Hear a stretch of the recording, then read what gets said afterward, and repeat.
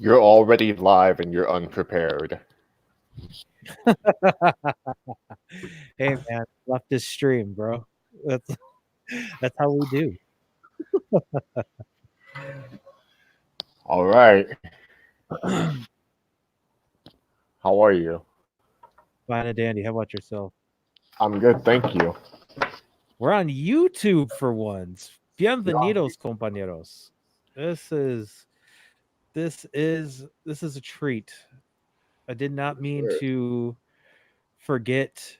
Did not mean to leave you guys for such a long time. It was not my intent. My apologies. Did I will be coming back to YouTube as most people will probably be doing Unidos more on YouTube for a little bit actually, instead of Twitch, just because I feel like there are more people said that they wanted to interact with the content on YouTube than on Twitch. So I figure this will be fine. So let's see, who do we got in the chat right now? Waiting on Duende and possibly Fatnum right now. So we'll see. Um, let's see. We got a comedian in chat. Hola, comedian. How are you? And death upon us all. That's a good name. I like that name. So, what's the topic for today, my friend? So we're going to be going over the Chilean protests, just kind of seeing where they stand now. But to start things off, we're going to be talking about Bolivia. Um, so apparently, Evo Morales was basically forced to step down in light of a quote unquote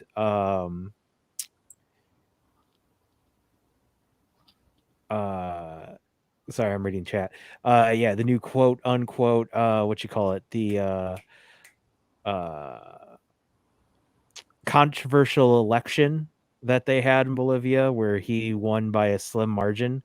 And so there's it's a coup. It's a coup. That's pretty much how it goes. I'm going to be queuing up a video here from the Real News Network, kind of going a little bit more in depth for uh like what exactly Evo Morales has done for Bolivia in the past. Joey has talked about the benefits for the indigenous community. Um, but I guess it's kind of like it's kind of contentious because there are a lot of people that wanted to see him stay just because they were afraid of what might happen if he were to leave, if he were to get ousted from power. So I don't necessarily know if that's a good thing or not. Let me see where Duende is at.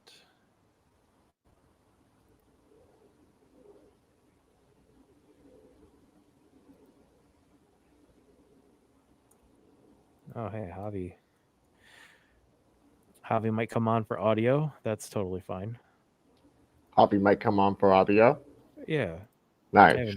I haven't talked with a Javi in a very long time. Nice. All right, well, I'm gonna see. Let's see if I can actually get my screen share to work here. Sometime you know how this goes. They usually have to send you the link. So here's hoping that it doesn't. That's usually how it goes.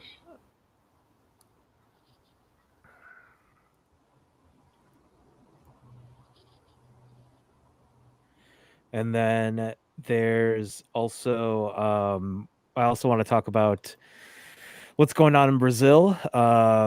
Ex-President Lula has been freed finally, Oh, wow. and yeah, so the people have somebody fighting for them again.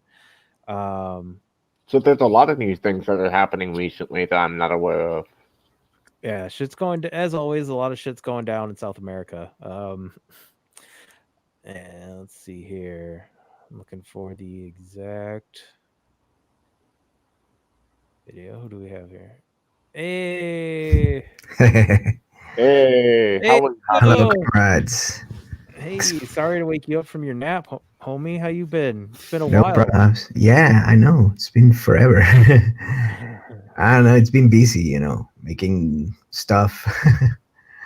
I made the soundtrack for this movie, and it's going to be its candidate for the Goya Awards. It's like the Spanish Oscars. Uh-huh. So Yeah, that's what you've been talking about. How about you while I'm pulling up this video on Bolivia, why don't you give us a rundown on that the documentary that you worked on? yeah, the documentary is it's about the Spanish exploitation movies from the 60s, 70s, and 80s. And I was in charge of making the soundtrack, basically. Oh wow. Yeah, I made everything from scratch. Oh, it was a lot of work. But yeah, it was a lot of work. That's why I've been like so busy releasing so little videos and so on. Because this project really absorbed me all the way. I had to invest a lot of time. What kind of soundtrack is it? Like, is it mainly acoustic guitar, or like have you done other stuff with it? I've done all kinds of stuff. I've played all different types of acoustic guitars, bass, and electric guitars. But I've also programmed like a lot of virtual instruments and stuff.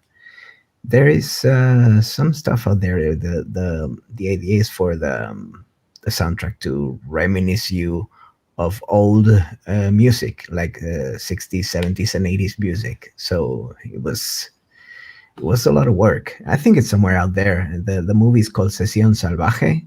So if you check it out on YouTube, I think there's a song that the producers uploaded there, which is like the candidate for best original song in the Goya Awards. Fuck yeah. That's Yeah, what we like. That's what we'd like to see. Recognition yeah, it was a lot of work. for hard work.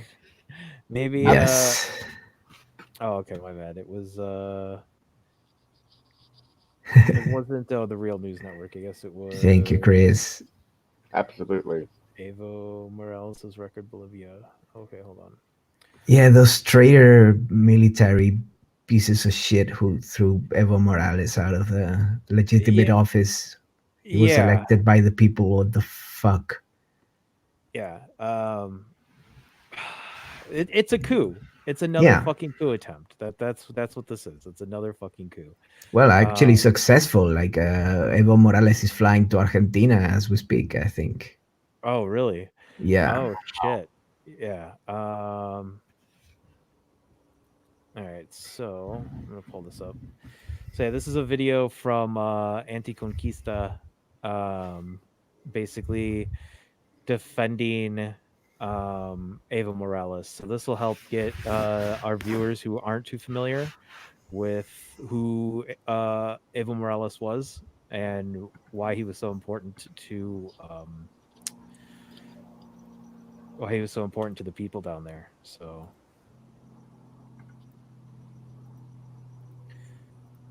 here's hoping it works.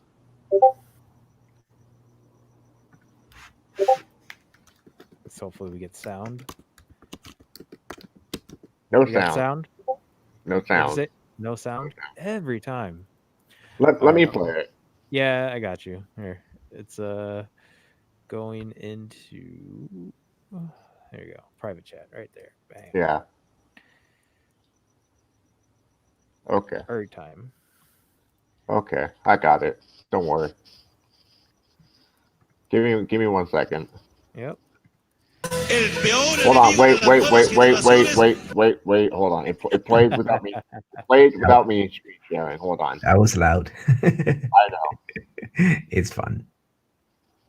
Hold on. StreamYard. Okay. Okay.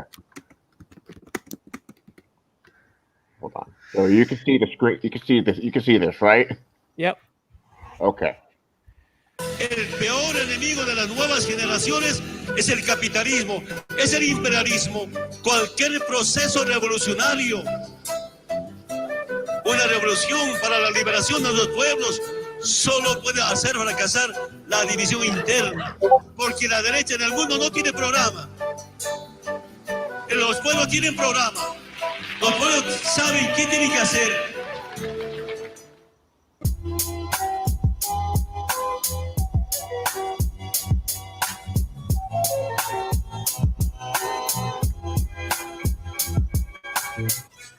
Hey, Joey. Excuse me. Hello. Hey. Hi. Welcome. We're watching. Ramiro with Anticonquista. Anticonquista is an anti-imperialist media collective. Our content is produced by and for the Latin American and Caribbean diaspora. And welcome to episode 12 of Decolonizing Media. Decolonizing Media is a video podcast dedicated to exposing capitalist and imperialist ideology in mainstream media, especially when we're talking about Latin America, the Caribbean, and socialism. I hope you enjoyed this episode 12 of Decolonizing Media, in defense of Bolivia's Evo Morales.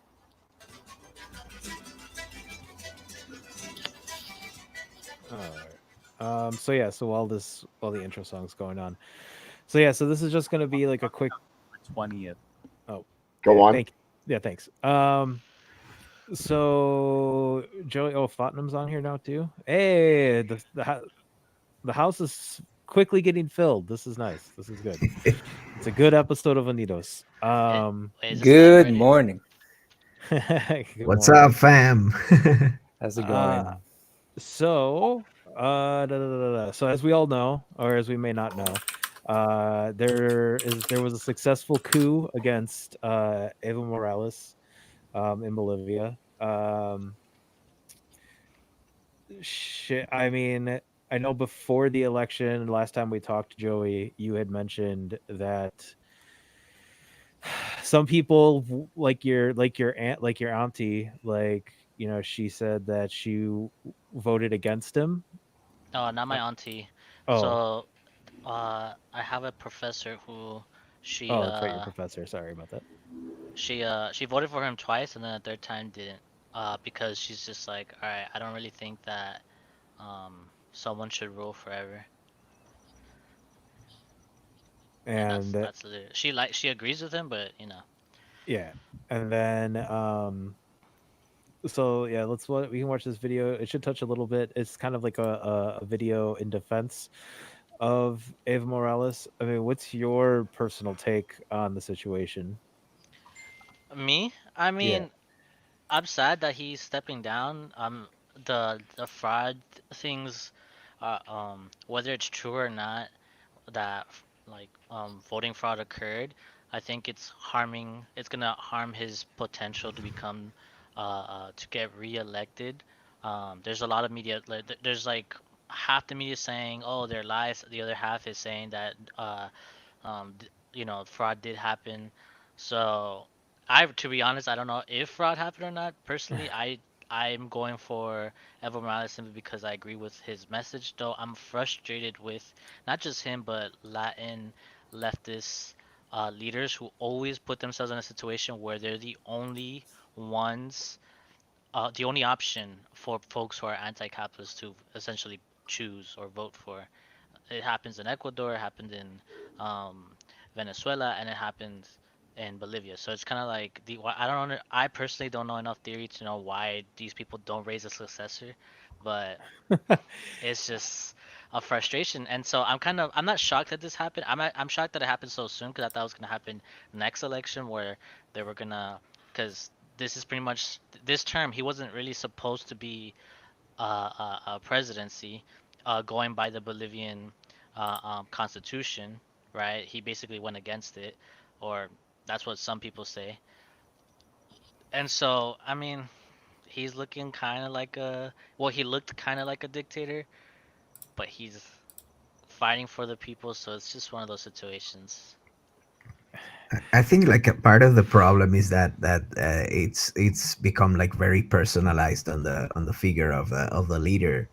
If they run like on a horizontal, and it's kind of a trap. Like if you run on a horizontal platform, you can change, whoever needs to be president and run on the same platform and continue with the same project. But at the same time, It's not gonna work like as a marketing tool because you don't have like a figure of the leader which is needed to make all those votes happen.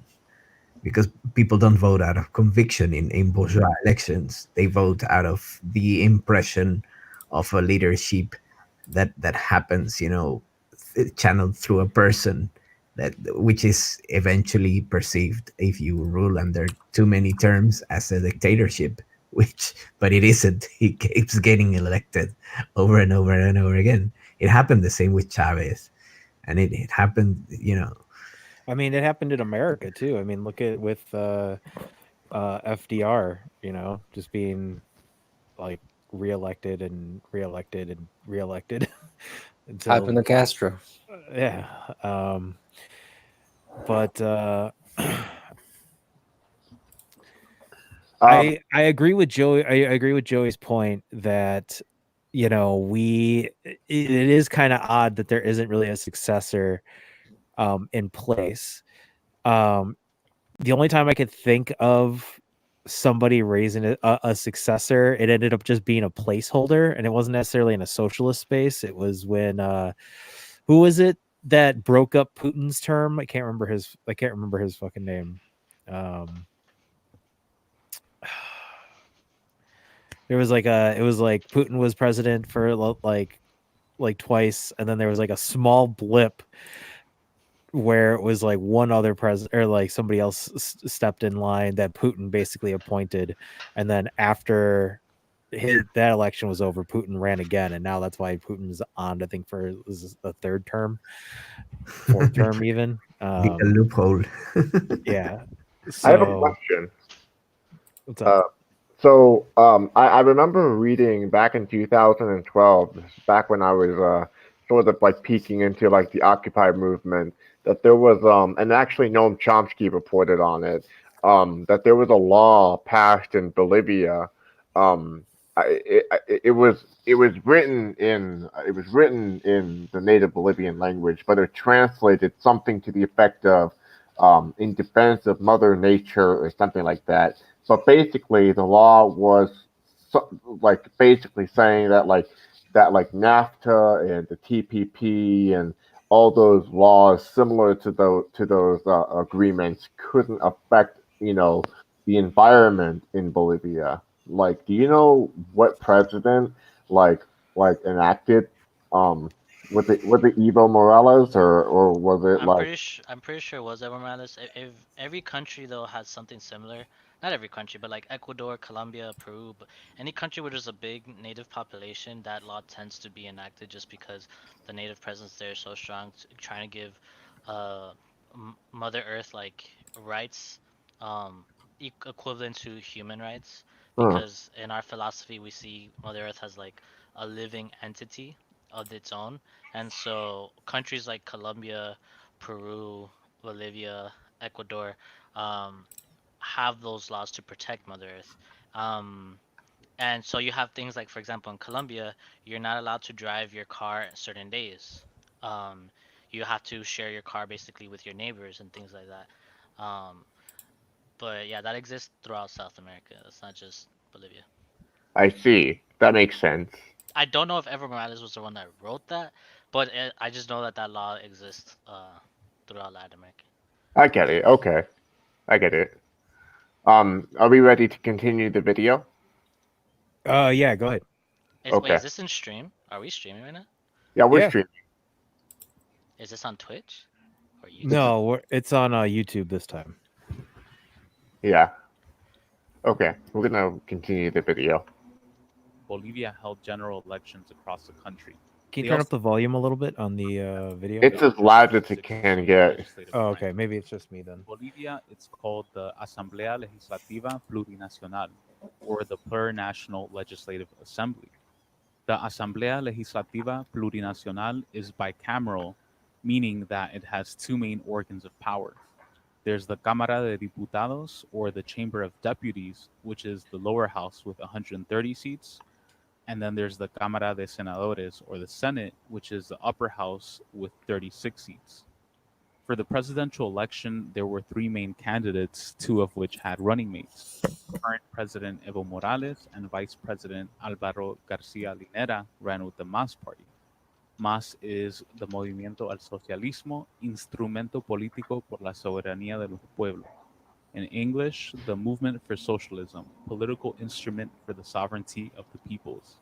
MAS has been Bolivia's main ruling party since 2006, when Evo was first elected president.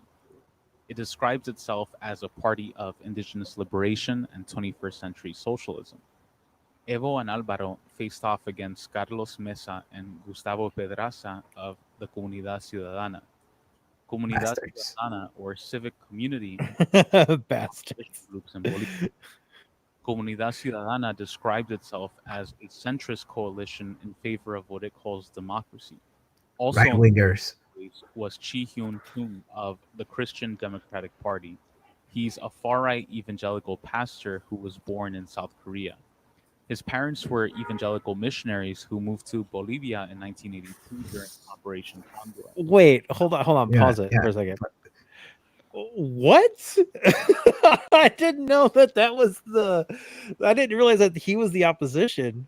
And you see, Yeah. it's the hands of the fucking evangelicals again. It's they're Oh they're my aligned with God. fascism all over. All over the fuck, because that's how they- fucking Bolsonaro got into power, was by Exactly, and appealing fucking to- Trump. Holy shit. Were they Wait. installed by the United States again? Hold on. Did anyone watch my video on the roots of fascism? I mean, I did. Did I not say about the religion, the military, and the private sector coming together to install people? So Yeah, guess That's what? how it works. So guess what? Definitely. But this particular branch, these evangelicals are like the conveyors of fascism. They carry it inside of them. They're the ones carrying the torch right now. They're the ones that need to be put down immediately, extracted from everybody's communities. The fucking evangelicals. It's like they look so harmless, like that's just a religion, for stupid people who are lost. Yeah, but they catch all those people who are lost and who are not, the sharpest tool in the box, and they radicalize them into being fucking Nazis. For the most part, they just carry U.S. money into the hands of fascist or people with fascistic tendencies who are in power. So that's how they work. They cloak themselves as non-profits, and then they use the American Endowment for Democracy and other groups, either state funded or not. They just carry resources to fascist hands. Yeah, I think I was talking to Simba about how hard it is to trust like NGOs in the global South, because you don't know who's actually backing them, and because like a lot of them do have ties to like corporations that would see the lands exploited, but through the guise of helping out people down there. Like it's Especially religious NGOs, like especially those people, like because you never know like who these like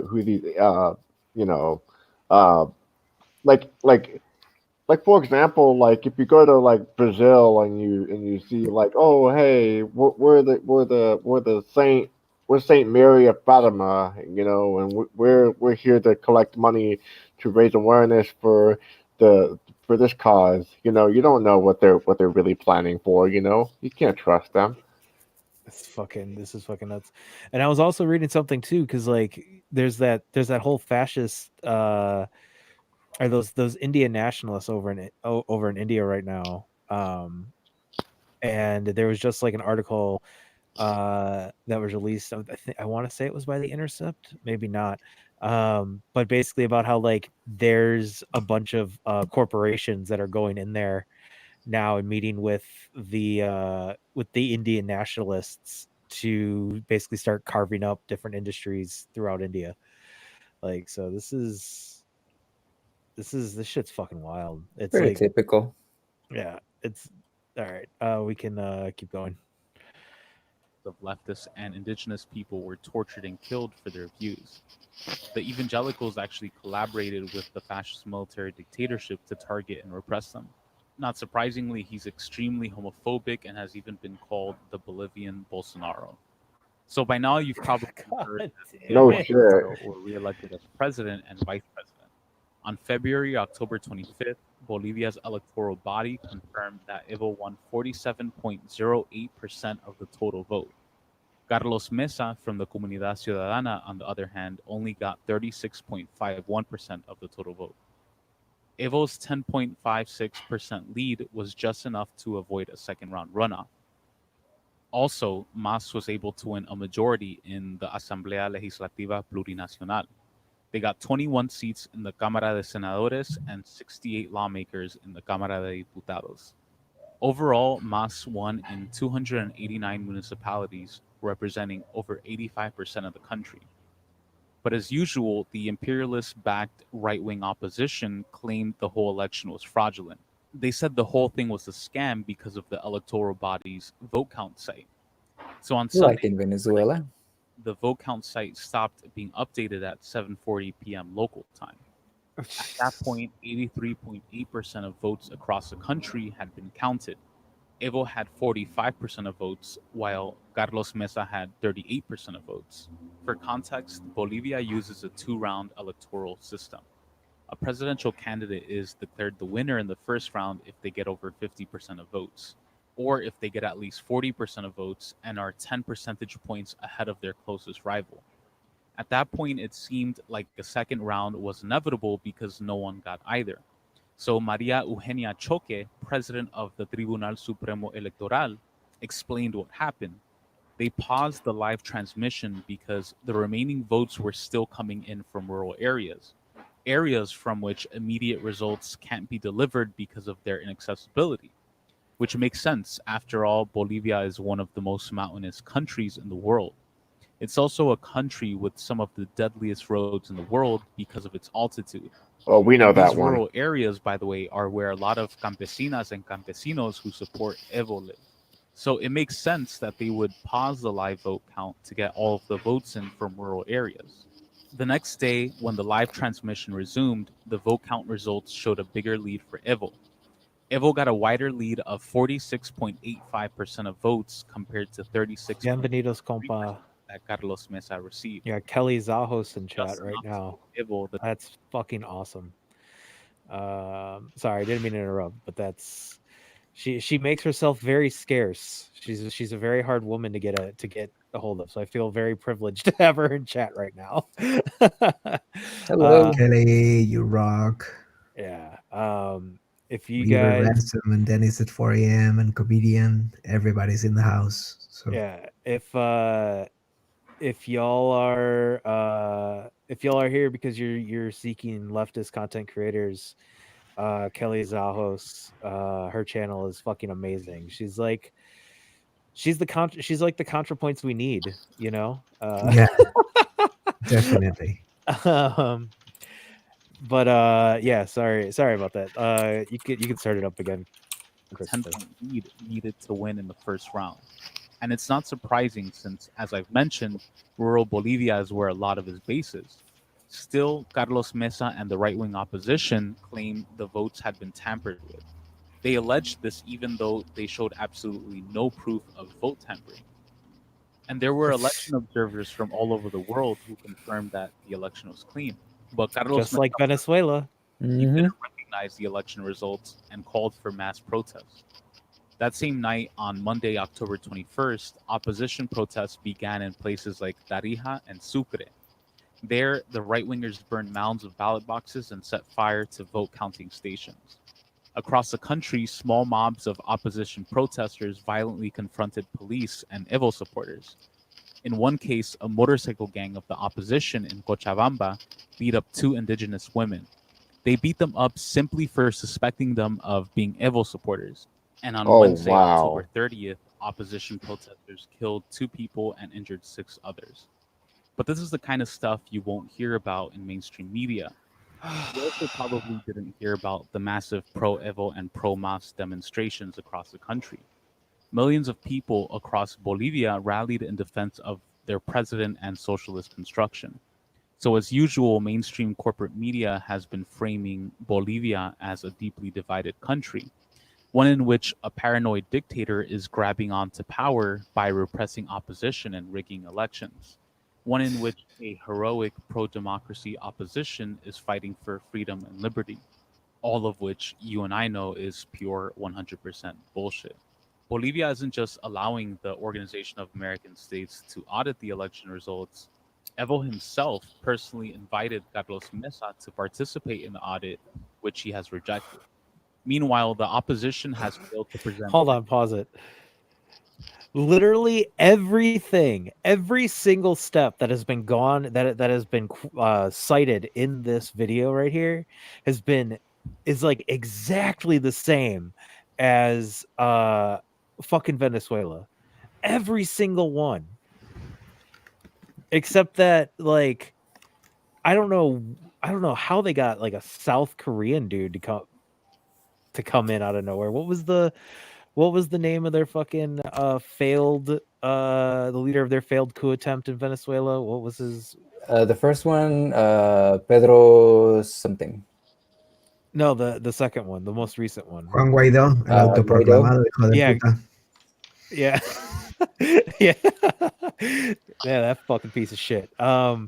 Yeah, like this is literally like this is almost like just literally step by step, except this one was unfortunately it would appear to be successful. Momentarily, yes. It's Moments not. here. Don't say it's successful because that's not what it is. It's Okay. like right now, we don't know what's going on. I am scared that they're gonna kill Evo Morales, but right now, all what's happened is that he stepped down. He can still get reelected, which trends show that he, or at least what sources say that he will get reelected. Mhm. So don't say it's successful because it's. Well, not. okay, all Yeah, right, like it's I take back what I said. undergoing. I was yeah, It's an ongoing thing. Like it's not a one day from 1 minute to the next thing. Like was that's not how. Javi, was it you that was saying that he's on his way to Argentina right now? Yeah, I think they were flying him to Argentina. I think they already did it because I read this a few hours ago. I don't know if it's true or not, but I hope it is that he's safe and gets they- reelected. There has this whole week. There's been attacks on his life. I read something about a helicopter that happened this week, and I was like, holy shit! They literally tried to kill him like this following week. Oh, but- by the way, that's exactly what happened to Correa in Honduras. Yeah, This is the type of shit that really frustrates me whenever like I hear other leftists like on Twitch or whatever, like for like the events that they're covering. There's so much going on right now in South America, and this is like minute by minute, like directly or direct examples of what we need to be like paying attention to, because this is real shit. This isn't history. This is happening right fucking now. Like, I mean, this is the continuation of the Monroe Doctrine, treating the United States treating the Latin America as their backyard. Like this is continuing the ongoing the ongoing like 5-century exploitation of South America. Like this is sorry, go ahead, you can play it. I'm too angry. Right, I gotta get my thoughts together. Aren't we all? Process which they themselves have called for. But all of this points to a larger issue which I want to focus on today. I'm talking about the mainstream media war against Evo, Bolivia's first indigenous socialist president. Not only is Evo unfavorably depicted in disgustingly racist caricatures by right-wing corporate media, caricatures that make me fucking sick to my stomach, to be honest with you, he's also attacked by the liberal imperialist media Could you establishment. pause for a second? That's a big problem right there. About the first, don't forget Benito. Damn it! I even forgot. Hold on. All right, that's fine. Benito Juarez. There we go. He was actually the first one back in the 18th century. I mean, not the 18th, the 19th century, in the 1800s. Not in Bolivia though, which is what he said. Did he? He said in Bolivia, not in Latin America. All right. Okay, continue. Okay. including by white liberals who call themselves progressives and environmentalists. Yeah. I want to focus on three main accusations that are usually lobbed at Evo. First, that he's acting against the will of the Bolivian people. Second, that his socialist policies are ruining Bolivia's economy. And third, that he's ruining Bolivia's environment. These That's are the hilarious. three main arguments that are used by right-wingers and liberals alike to oppose Evo. So I'm going to go through each of these arguments. Okay. Whoever's typing, it's really loud, and video I is mean, quiet. This video is extremely quiet. So, whoever's typing, can you please stop? Or I'll just. I think it's Fatnam. Thank you. nope. Nope, not you? me. Okay. Oh, well, whoever's maybe doing Javi. it, please I think it stop. was Javi. Damn it, Cavi. All right. Arguments one by one and dissect them. In doing so, I hope to explain why they're wrong and what motivates these false accusations. And I'm also going to talk about why I believe Evo is one of Latin America's best presidents today. So let's start off with the first argument, that Evo is acting against the will of the Bolivian people. On October 29th, PRI's The World published an article by Manuel Rueda that basically makes this claim. It's called, quote, "Is Evo Morales leading Bolivia towards a dictatorship?" This is a clever trick that a lot of bourgeois journalists use when they're spouting imperialist propaganda. Instead of outright stating their implicit bias and position, they phrase it as a question. This maintains the illusion that they're somehow impartial and unbiased, which we all know is bullshit. Rueda immediately starts off by quoting a young opposition protester, Fujiko Urdininea. Urdininea was 8 when Evo first became president in 2006 and is now 21. Urdininea said, quote, "A good leader knows when it's time to leave. We are tired of the manipulation and the lies of this government. We deserve a chance to see other forms of organizing society." Absolutely no context whatsoever is provided prior to this quote. First of all, no mention of what types of manipulation and lies they're running their mouths about. And second, insinuating that Evo embodies a conservative establishment that has been there forever. This couldn't be farther from the truth. Evo is organizing and building a society that is radically different from what it was prior to him. In fact, one of his campaign slogans is El Proceso de Cambio, or the process of change. And that's exactly what he's doing in Bolivia. And keep in mind that Bolivia won so-called independence in 1825. Since then, up until 2006, when Evo took office, almost every president was white and capitalist. And since then, up until 2006, Bolivia has been overwhelmingly indigenous and poor. That's 181 years of wealthy white settler capitalists running a majority indigenous and poor country. Evo, on the other hand, is an indigenous socialist who comes from humble working class roots. And his government has made huge gains in lifting indigenous people out of poverty through socialism. And he's only been in power for 13 years. Think about that. If you blindly accept how the imperialists frame Evo's tenure, it makes it seem like he's been there forever. But in the grand scheme of things, looking at Bolivia's history overall, it's a very short period of time. So then Rueda goes on to regurgitate the same. If I may comment, like I think Evo is a pretty good role model for a working class socialist. Like I mean, like you hear about Salvador Allende. You hear about like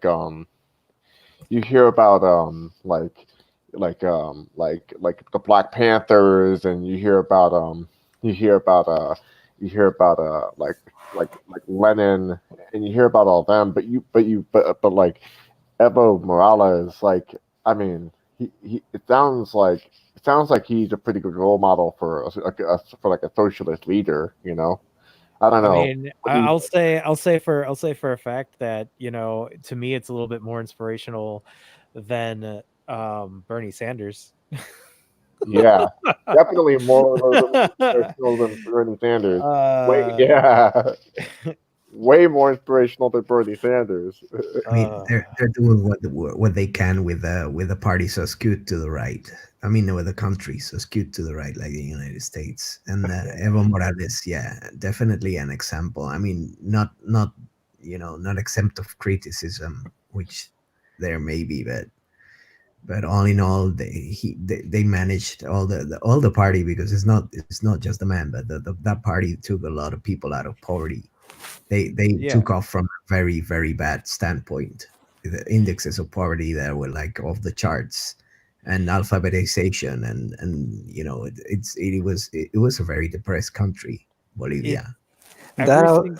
actually, I was gonna say on top of that. So that is the way Venezuela went. That's why when the coup came to being, the first one with Pedro, I forgot his name. Not important. So when he tried to seize power, the population took him down in like 2 days or so. Oh wow, really? Yeah. Yeah, that's the key, and I think now it's time for the people of Bolivia Who are to you step talking up. about? In Venezuela. In Venezuela, there has been 2 attempts of a coup. The last one, which was totally a catastrophe, by Juan Guaido. But before that, there was Pedro something. I forgot his name. I don't remember the So guy, to be he honest. actually took power. Like the leaders from the military backed him up the same way the Bolivian military is backing up the new coup. And they need to be Yes, purged. including religious leaders and everything. But it lasted for 2 days. Yeah, Oh, those traitorous military people, they need some massage dungeon, if you know what I mean. Mhm. Yes, the massage dungeons. Yeah, that's fucking just every single time, like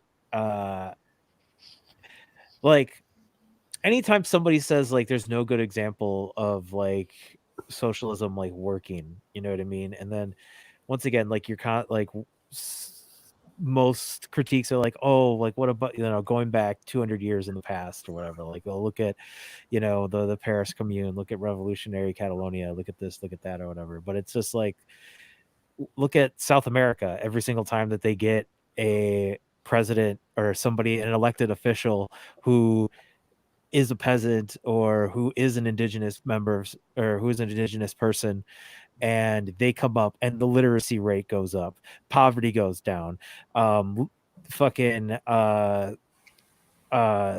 people aren't starving anymore, like all these good social changes end up happening.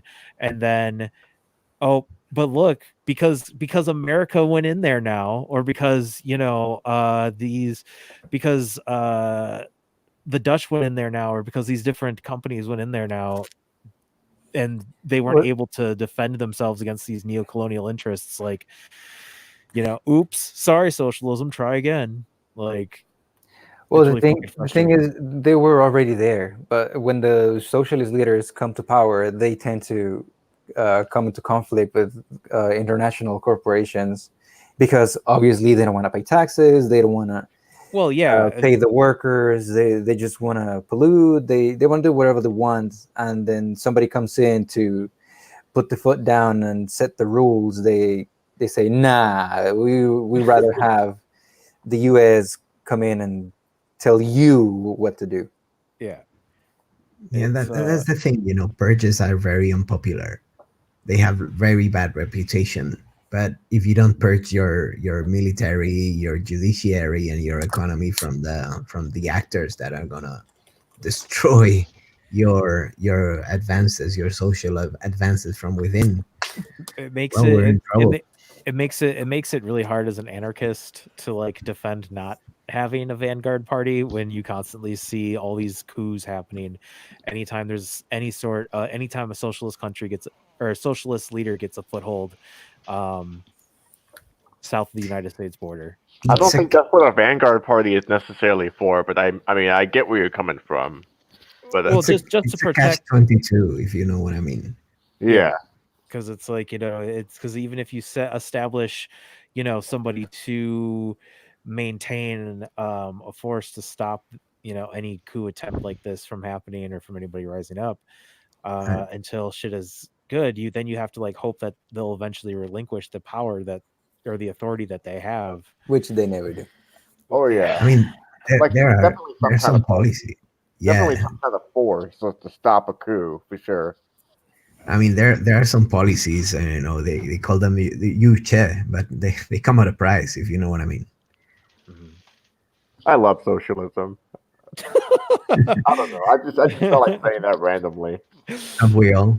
You know? All right, go ahead. I can love start you it. guys. I love you guys. Yes, We you're love you awesome. too. You're all awesome. Fraud made by the opposition. He continues by only quoting opposition protesters and inaccurately paraphrasing Evo. He then leads into the crux of this simplistic argument that Evo is violating the will of the Bolivian people.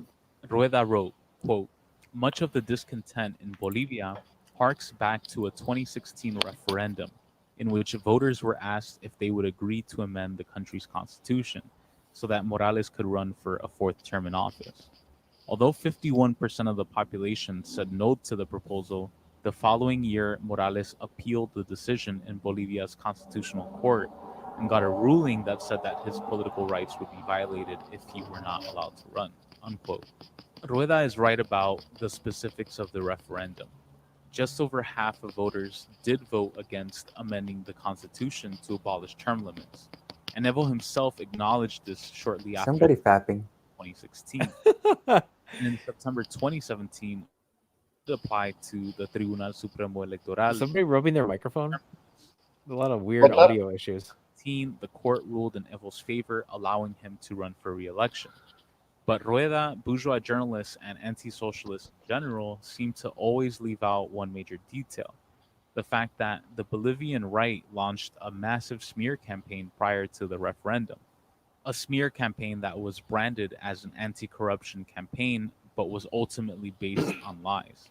Carlos Valverde, an anti-Evo right-winger who calls himself a journalist, was involved in the fabrication A white guy, of course. Look at him. supposedly Evo's He looks former so girlfriend, white. Gabriela Zapata, helped him get He looks money like a from Nazi. Chinese company. It was claimed that Evo got $500 million in government contracts. She from looks like a Chinese Kardashian. engineering firm, the Yeah, same she does. engineering firm that employed Zapata. Is there any natural face behind that? In 2007, Evo had a child with Zapata, I know, yeah. his girlfriend, whom he dated for 2 years. Still an asshole. The child, however, died shortly thereafter because of a chronic illness. Then a woman claiming to be Zapata's aunt came out and claimed Evo's child was alive and well. Zapata, of course, went along with the claim and got international attention from bourgeois media. So in the lead up to the election, the narrative was that Evo was corrupt and a horrible father. So this obviously had an impact on a lot of voters and how they perceived Evo's leadership. The Because who cares about politics? Yeah. This is tabloid. Well, at least, oh, you know what? Hey, at least America's not the only one, right? Like, I'm gonna go to the restroom. I'll be right back. You guys can talk about this tabloid nonsense. I'll be right back. Okay. No props. This is Red Tube level nonsense. That's my input. so yeah. So just going. Bread to barrel nonsense. True that. All of it's covered in beef sandwich. Javi, what's up? Just chilling. You guys got me in bed. That's why I don't have like the camera with me. Me neither. How's it going? It's been a while. Yeah, we missed you.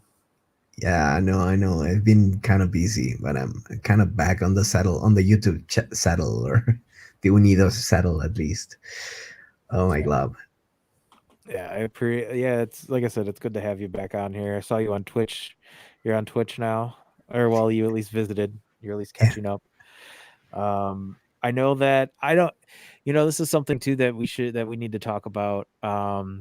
Possibly after we get through the shit that's going on down south, but like the new YouTube policies that are being enacted in December, where they can just cancel you. Zotz, move me to the channel. Oh shit. Remember when I said that it was last stream actually that the bourgeoisie, they're just gonna come and kill you if they have to. Yeah. Yeah, There you go. Like, So I think it was Van Empanada who commented like something on the lines of that the bourgeoisie have a lot of problems with democracy when it doesn't turn out the way they want it.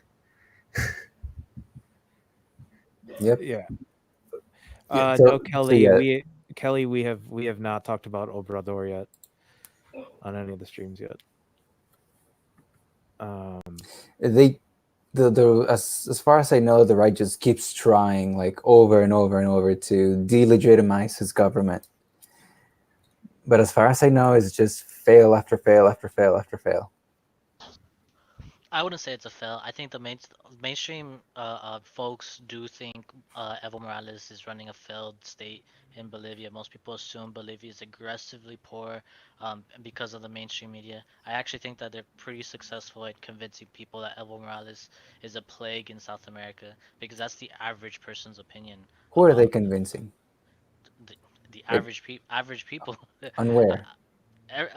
In the United States, in Latin America, it's the mainstream media and its perception of Venezuela, Cuba, Bolivia has influences everywhere.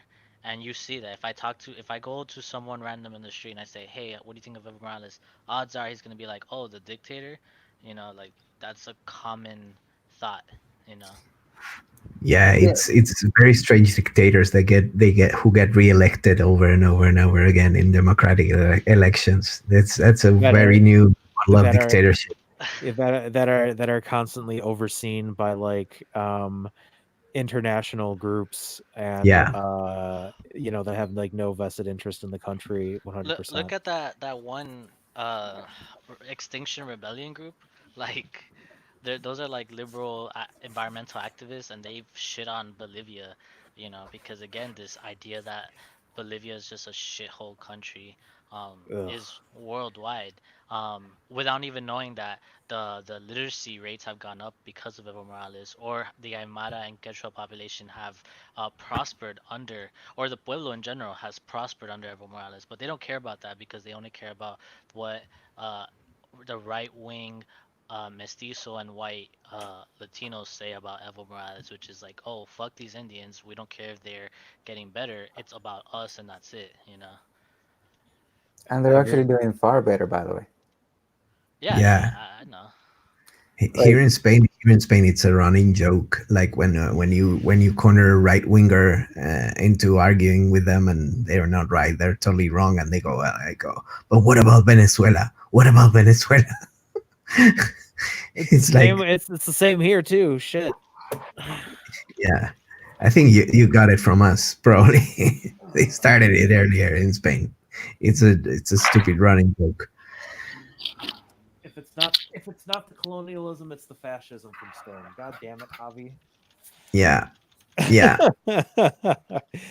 And we got our own brand of Nazis, like third biggest party in today's election. So fuck that shit. We're so screwed. Wow. Somewhere I saw that back, friend. Actually Mexico is actually more developed politically than Spain. I was like, what? Yeah. How's that even possible? Well, Spanish politics are a joke, though. Very bad joke. Well, Mexico doesn't have a king. No, how about that's that? True. Yeah. Spain still has a fucking king. We had a he's a right winger. What's his fucking face? We had a Franco for like 2 months, and then we took his ass down. Yeah, that's a way to do it. Instead of like our stupid country who let it die, let the motherfucker die of old age. Like, what the fuck is wrong with that?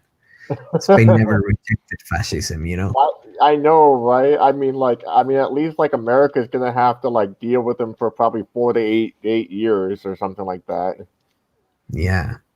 Like, like I don't know, man. Like 4 to 8 years is like that. It's still too much, though. Like I don't know. That's still too much.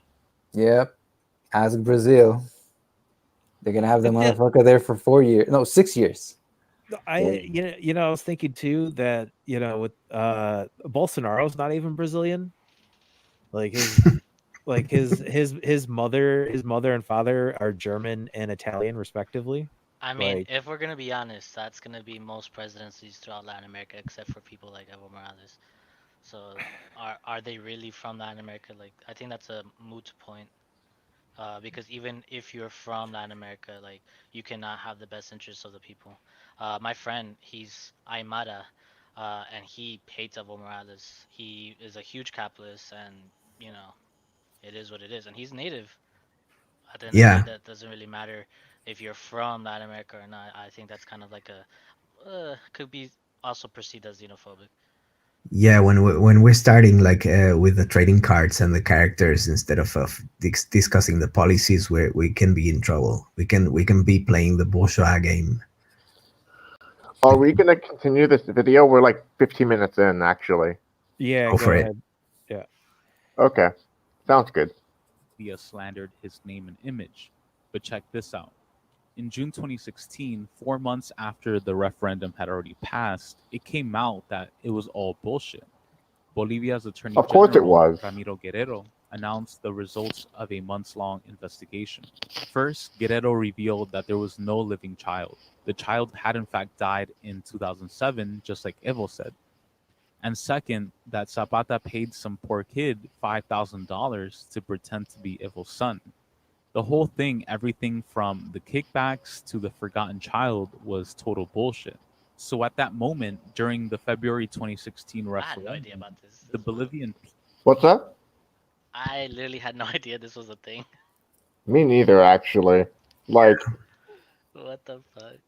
I don't, I don't know. Is this important? I mean, it is because it shows how the mainstream media Has continues. manipulated. Yeah. Yeah, like it's the smearing campaigns. Like there is This no is- way that they can face them politically. So Yeah, they It have to- sucks that it sounds so much like a stereotype, like a political slander through a soap opera. What the fuck? Right. Okay. so Okay. that's why we need So this is Stalin. something we should sit through because it shows how the mainstream media smeared like a indigenous person. I guess Yeah. that makes sense. Yeah. Okay. Yeah, it's just Through a legitimized- telenovela level type of story. It's very low. Right. Quite Honestly, honest- me, quite I would have honestly- invented something like this too. Yeah, For the that- drama of it all. that's one of the reasons I respect Stalin, because he wouldn't put up with none of that shit. He would like immediately like jail that motherfucker. You know. Right. Like, Okay. oh, you're writing slander? Oh, fuck you. Go to the gulag. Okay. You I know, get like it. Like, Massage I dungeon. respect him. Yeah, like I respect him for that. You know, like he was not gonna take anybody's BS. Right. Okay. I get it. I'm gonna keep watching this. Yeah, let's go. were purposefully lied to. Many people's decision to vote against Evo's re-election bid was based on completely false information. But at the end of the day, it wasn't the people's fault. In reality, it was the fault of the wealthy Bolivian right wing and their corporate media that spread lies. Ultimately, one referendum that was tainted by outright lies does not represent the will of the Bolivian people. The will of the Bolivian people is reflected in Evo's recent electoral win. As a communist, I don't adhere to liberal bourgeois definitions of dictatorship. Liberals define a dictatorship as a form of government in which one person or a small group possesses absolute power without effective constitutional limits. Liberals delineate between democracies and dictatorships. Most often than not, liberals see white imperialist countries as democracies and black and brown socialist countries as dictatorships. Communists, on the other hand, understand that all societies based on class division are dictatorships. Under feudalism, there was a dictatorship of feudal lords over serfs and slaves. Under capitalism, there's the dictatorship of wealthy capitalists over workers and peasants. Under socialism, there will be a dictatorship of workers and peasants over wealthy capitalists. In all societies, dictatorships exist because class divisions exist. And as communists, we believe that socialist revolution must be authoritarian against the enemy. Exactly. Workers and peasants of color must exert a dictatorship over the. Do you mind if I repeat that last segment again? Yeah, go ahead. Yeah, Is that all right with you? Okay. Well, No. I think it literally. I think it just plays back to what I think. I think Tottenham had like I want to hear it again too, but I literally think Tottenham tweeted out the exact same thing earlier today. Okay. based on class division are dictatorships. Under feudalism, there was a dictatorship of feudal lords over serfs and slaves. Under capitalism, there's the dictatorship of wealthy capitalists over workers and peasants. Under socialism, there will be a dictatorship of workers and peasants over wealthy capitalists. In all Okay. societies, Can you pause this for a second? I need to clarify something. It's just, dictatorship of the proletariat meant a democracy where the bourgeois are not allowed to vote, but it's still a democracy. Yeah. Usually they are outvoted like every single time. And then there's of course the times where they just say, "Well, we're not gonna win, so why vote?" Well, yeah, like in this case, like they're like in a socialist society, like there's usually still bourgeois elements, but like that they're basically destroyed. Like they have no power in that system or that society whatsoever. So yeah, they're just not allowed to be influencing policies. That's all. yeah. But it was just a very bad marketing term. what Marx wouldn't have known any better, back in the day. But Exactly. it's not an actual dictatorship. It's bad wording for in hindsight. But I it's don't- not. Yeah, don't- come I on. don't Why calling why it did didn't Marx think about optics? Come on. I don't like Exactly. calling it a dictatorship. Because he's European. What are you talking about? I don't like calling it a dictatorship. Dictatorships are not the way to call things around here. Like I mean, I'll be honest. Like, even if it does, it's just the way it is. Like I mean, a dictatorship goes more in the lines of the ultimate power. yeah. But, I mean, if we need to have a dictator, appoint me. I'm a nice guy. I'll be the nice guy dictator. Otherwise, no, let's not do it. basically, like if you want to consider a nice dictator, I mean, look at Stalin, for example. Stalin was quote unquote a nice dictator. No, he wasn't. I mean, obviously he wasn't a nice dictator. Nope. I'm joking, of course. He was not. He was not a nice dictator. There were things that he'd done that were terrible, especially like persecuting anarchists, and of course he fucked over the CNT-FAI. If it wasn't for Stalin, the CNT-FAI would succeed today, and in the CNT. Well, you could say, yeah, I totally agree with that. Last time I had this argument with an old friend of yours. He blamed it on And I oop. huh? What? Oh, you mean I'm Commie sorry. Vaporwave? Yeah. He blamed it on fucking god damn it. Not What did he blame it on? fucking the other guy. Trotsky? Wow, I can't. Thank you. Fucking A. Why couldn't I remember Trotsky? You're fired. I was thinking. I kept thinking about Posadism, and I'm like, what's the derivative of that though? What is Pickaxe. Just think of pickaxe. pickaxe? Yes. Of course, he blamed it on Trotsky. Yeah, he blamed it on Trotsky, not Stalin. He said that the reason why, like Stalin initially wanted to help Catalonia, but Trotsky convinced him otherwise because they needed more munitions and more. That's not what happened. And yeah, so like that's like they needed, or the Soviet Union needed to Well, focus more on its own self and not helping out the anarchists. no, and, hold on. Javi, please enlighten us on Catalonia. As far as I understand, it has No, nothing to do with Stalin. no, I yeah, read, no, I read I many understand. contradictory accounts of both things. I don't know who did it. It was done and it was a fuck up. That's all we need to know. Well, I know. Okay, listen. Here's what I know. There was a Trotskyist movement in Catalonia called the PUM, right? It wasn't Trotsky, but there was a Trotskyist movement called the PUM, and Partido Obrero de Unificación Marxista. That's what they stood for.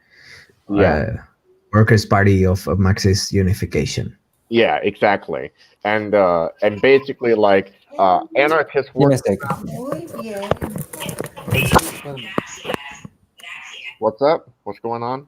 Oh, nothing. I think Latina mothers. yeah, I think his ma was coming in. Okay. Well, anyway. Sorry. Anyway, so where was I? I don't remember what I was talking about. Hume, you were saying that you were talking about the PUM? Trotsky is The PUM. Okay, so the They were PUM Trotskyists.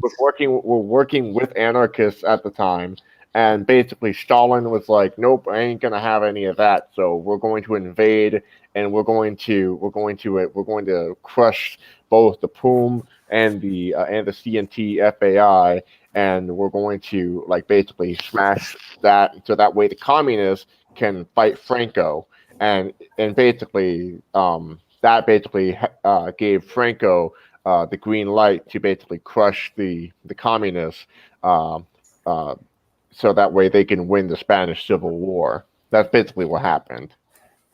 Yeah, there is, according to Orwell's accounts, which are not super reliable, but they're there. There was this idea on behalf of the Communist Party, not only in Spain but on the Central Communist Party in the Soviet Union, that militias were disorganized, were a mess. They were not tactically sound to the way they that were. should be. But actually, militias were the ones who were sent to the front. And when the revolution happened in Catalonia, and then everything was collectivized and everything was taken over by the anarchists, is when the Communist Party, in accordance to the historical accounts, the Communist Party focused all the efforts and all the resources into repressing the anarchist uprising instead of sending all those resources to the front. So the fascists advanced unopposed, and that was the problem. It was a problem of directing resources instead of working, let's say, and letting the anarchists do the revolution as they were doing, like in the smaller villages and agricultural places. But if they took over Barcelona, well, that was unacceptable in the face of negotiating with the capitalist democracies, bourgeois democracies that were rising in the United States and in other parts of Europe, that Stalin needed to bargain with, to negotiate, to build allyships, giving the things, the stuff that was rising at the same time in Germany. So it was tricky. Right. Yeah. All right. My final point on this contention is that socialism shouldn't be viewed as like a dictatorship. It should be viewed as a democracy, and that's basically what it should be. It should be viewed as a true democracy, whereas capitalism, it should be viewed as a dictatorship, because that's what it is. It's basically viewed absolutely it's viewed as a intervention to crush democracies, in order to install is a neoliberal capitalist system. I mean, just look at anyone's job. Like you don't have, there's no democracy in anyone's workplace. Like even if you are part of a union, like it's still squashed at the top by the CEO or whoever owns the fucking whoever the owner is, unless it's like a co-op or a well, not just any job, but look at any country, like any country that has been overthrown by the United States. Also, what I understand when Marx said the dictatorship mostly means the unopposed rule of the proletariat.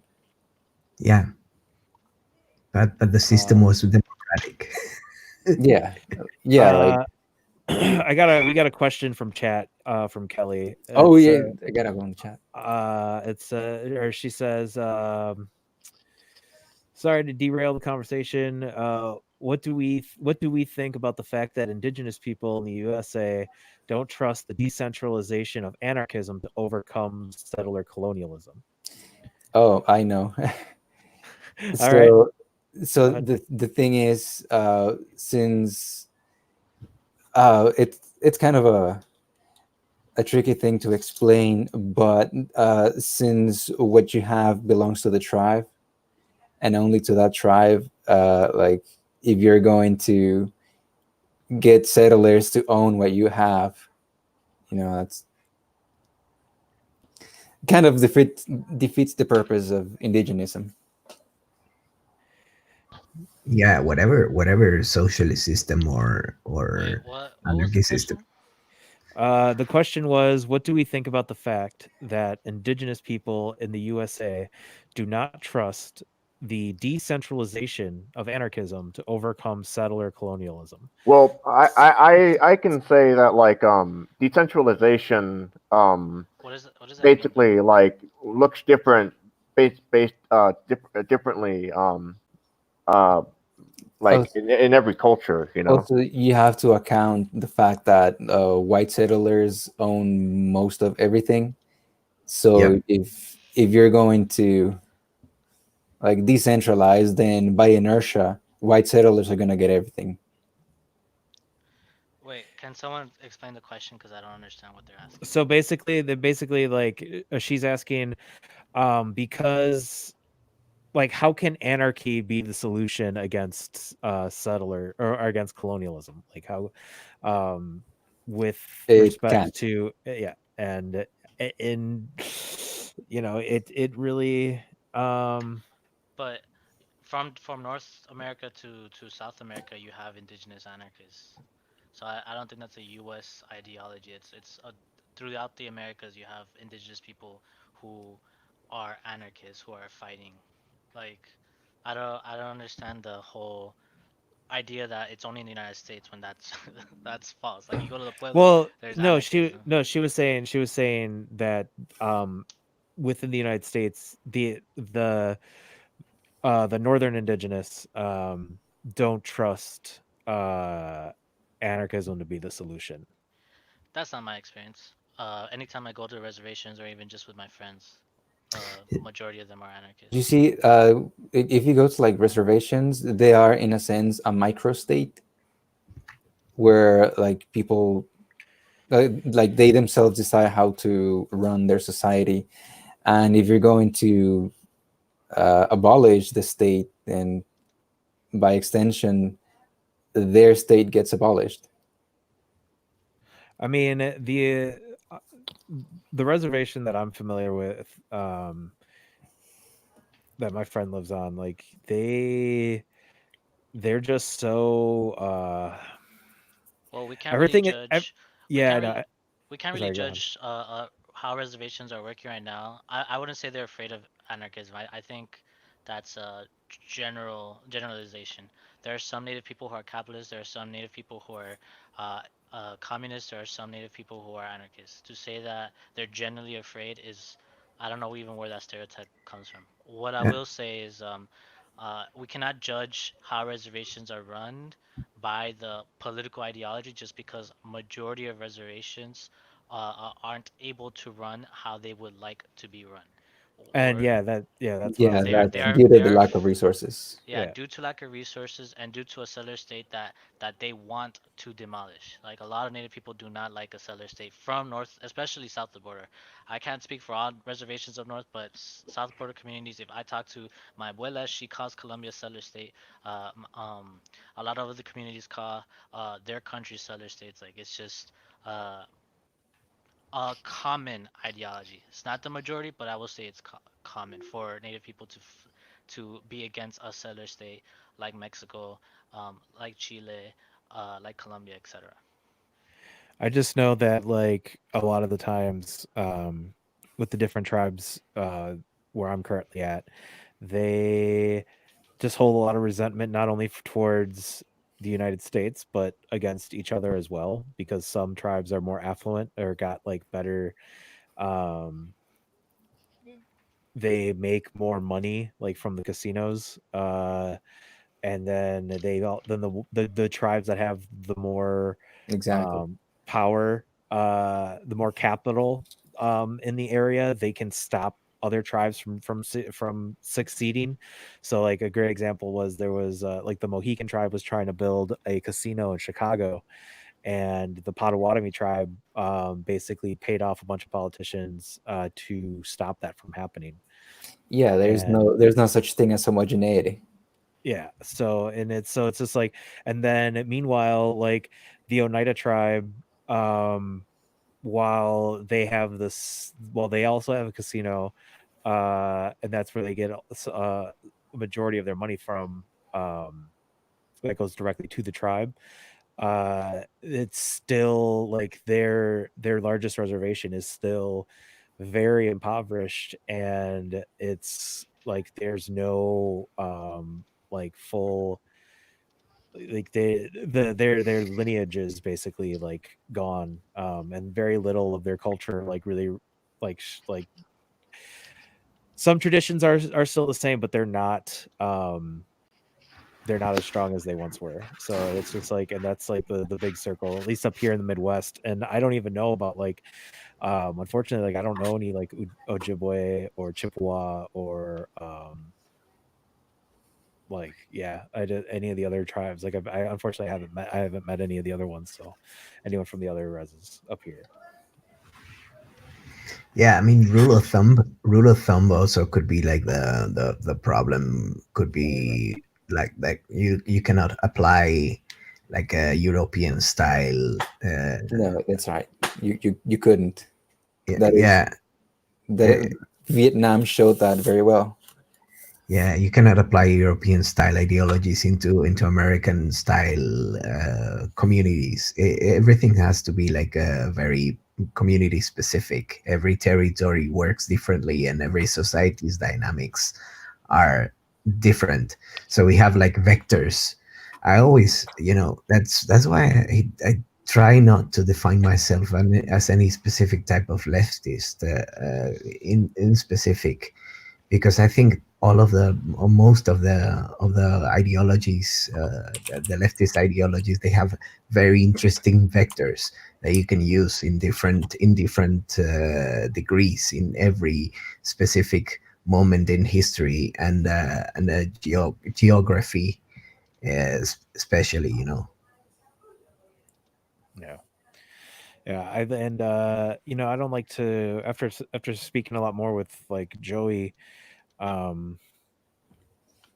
So don't agree. I don't ever agree with using the phrase or the term like afraid in regards to indigenous cultures, just or indigenous people, because because like right now, especially like they ain't afraid of shit. Like if you look at all the fucking things that are going on right now in South America, like like the shit that happened in Ecuador was because of the indigenous leaders. The shit that's going on um in Colombia, like it's because of the indigenous people who are constantly fighting. Like these these are leaders that we need to that we on the left should be signal boosting. These are struggles that we need to be signal boosting right now. These are the casualties that have happened need to also be recognized on other channels, not just this one. And like I think like the only like one of the bigger lefties or leftist content creators who actually comment on this shit is Michael Brooks. So I mean, shout out to him for fucking doing that, because like I can't think of any other, and he's not even part of this quote unquote breadtube thing. Like it's just like he's like tangentially acquainted with it. But you know, there's just not a lot being like there's not a lot of the stuff being signal boosted. It's like little blips here and there. But I mean, there's like, look at that. There's been, I think, what was it? There's like 17 casualties out of Chile. Last I heard from like, or 17 confirmed casualties in regards to like from the military suppression. Not to mention the countless, or I shouldn't say countless, but but there's like a fuck ton more that have just been injured within the protests themselves. And there's just very little coverage of it. We're stuck talking about if Destiny should say the hard R.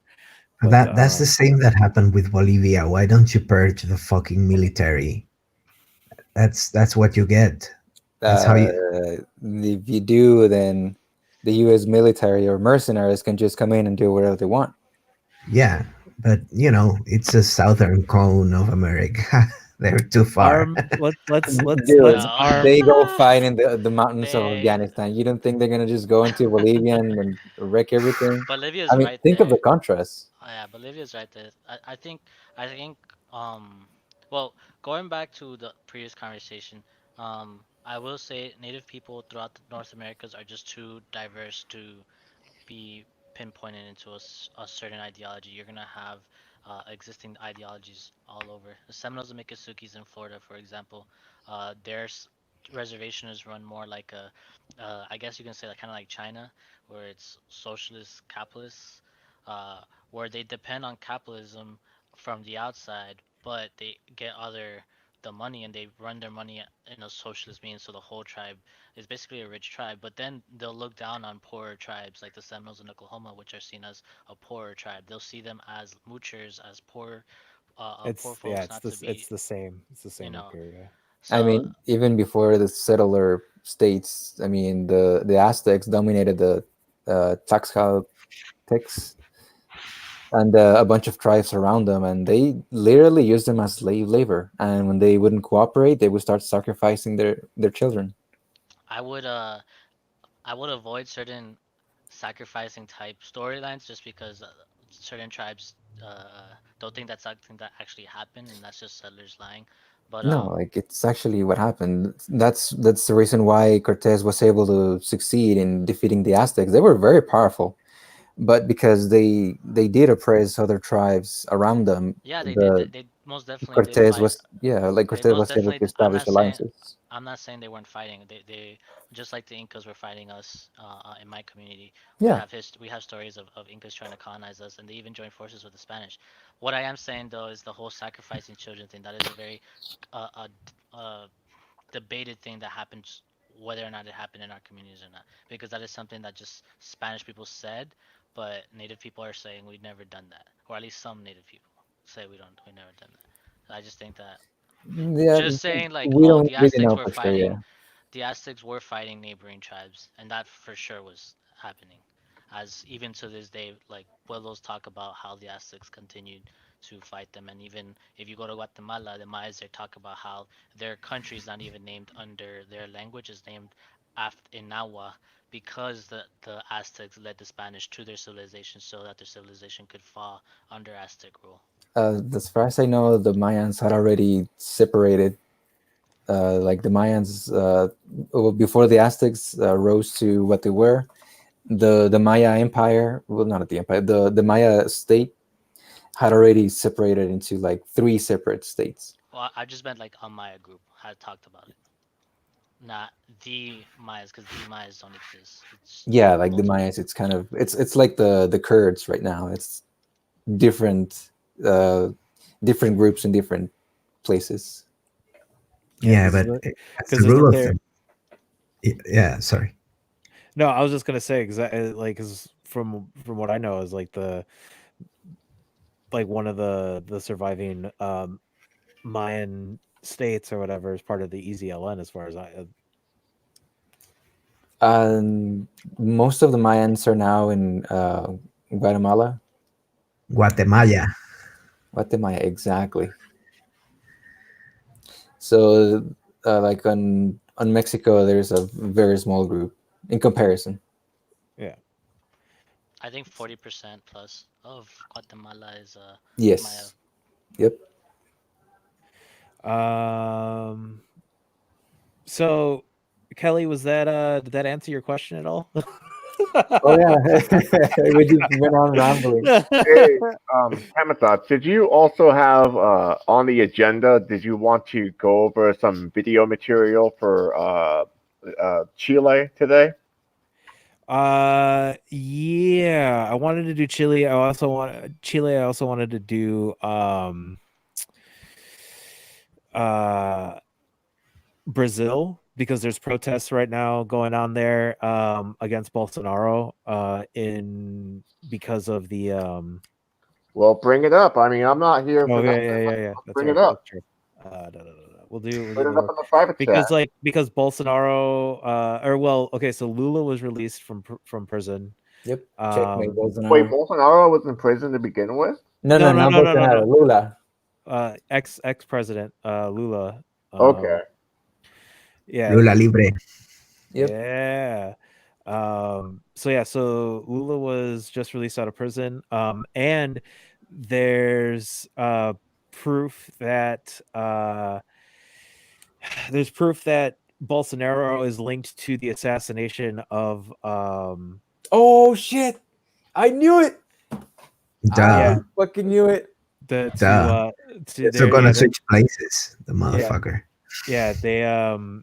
There's proof that Bolsonaro is linked to the assassination of an activist. I can't remember her name right now, but she came out.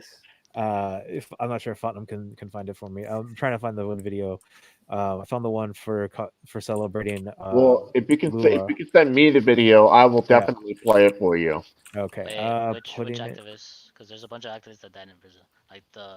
This one, she was one that here I sent to the one. Yeah, Mariel Franco. Yeah. Yep. Okay. Yeah, Bolsonaro al gulag. Bolsonaro al gulag. Please. And the bastard Ministry of Justice, which was the judge. We don't have one. Doesn't matter. He's gonna build it. And then we put him in it. Massage dungeon to the motherfuckers. Brazilian President Luiz Inácio Lula da Silva is free. It was a long time coming. He spent 580 days in jail. On Friday evening, he walked out of prison and into the arms of his adoring supporters. These are the people that stuck by him for 19 months. Social Democrat. Held down a constant vigil just outside the federal prison in Curitiba, where he was held. Each day they called to him. Good morning, good afternoon, good evening. Lula said he could hear their cries in his jail cell, and it gave him strength. Thank you for continuing to shout "Free Lula" throughout these 580 days. The vigil became ground zero for organizing around the country. Supporters came from across Brazil. Gerson Matos Chatkowski was one of them. He met his wife at the Free Lula vigil. They now have a little girl. We're very proud of this struggle because the vigil's resistance made a spark that grew into a fire everywhere to denounce the unjust imprisonment of President Lula. In the days leading up to Lula's arrest in April of last year, Gerson traveled to Sao Paulo, where he joined thousands who vowed to defend Lula in the headquarters of the ABC Metalworkers Union, where the former president got his start. For more than 48 hours, Lula defied his arrest order. Months before, he had been convicted of accepting a beachside apartment from a company seeking government contracts. But the evidence was scant. Lula maintained his innocence and said the conviction was just a means of blocking him from returning to power. His supporters stood by his side. Thousands. Want me to stop? No, just they were trying to. There we go. Lula finally turned himself in and was flown to prison in Curitiba, the home of the country's anti-corruption task force, which came under fire this year after revelations from The Intercept showed anti-left bias in their investigations and convictions. As the helicopter carrying Lula arrived to the prison, he was greeted by both avid supporters and opponents who cheered and set off fireworks. Federal police fired tear gas and rubber bullets into the crowd of Lula supporters, but it did not deter. The next morning, people began to arrive by the busloads. Lula supporters, members of grassroots organizations like the Landless Workers Movement. They pitched tents on the sides of the streets. They vowed not to leave until Lula was with them. This is a permanent democratic vigil. We will only leave Curitiba when Lula is freed. Freedom for Lula. It was the beginning of the vigil that would last until this week.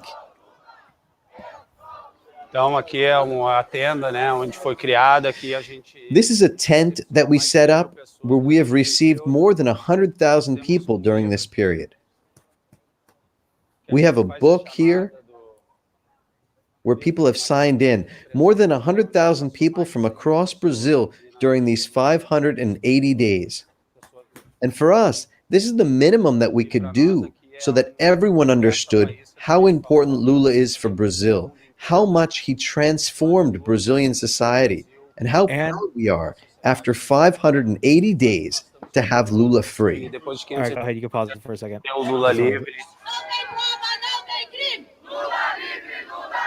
Lula remains one of Brazil's most popular leaders. Millions were lifted out of poverty during his 2 terms, which ran from 2003 through 2010. He was slated to cruise to victory in last year's elections, but he was blocked from running due to the corruption conviction. This opened the door for the presidency of the far-right former military captain Jair Bolsonaro. During Lula's first speech back home in São Bernardo do Campo on Saturday, he railed against Bolsonaro's widespread privatization plan and his alleged connections with the paramilitaries accused of killing Rio de Janeiro councilwoman Marielle Franco last year. Bolsonaro was democratically elected. We accept the results of the election. This guy has a mandate for 4 years, but he was elected to govern for the Brazilian people and not to govern for the paramilitaries in Rio de Janeiro. Though Lula is out of prison, he is not done fighting to clear his name. He was freed by a Supreme Court decision which ruled it unconstitutional to imprison defendants before they had exhausted all of their appeals. Lula's defense team is working to have his conviction and other cases against him thrown out due to bias by the Anti-Corruption Task Force and his jailer, Judge Sergio Moro, who was implicated in the Intercept revelations and who is now Bolsonaro's justice minister. Meanwhile, inequality and poverty are on the rise, and Lula is now planning to tour the country. He says he wants to once again stand up for the working class and to rebuild the Brazil that he says Bolsonaro has been working actively to destroy.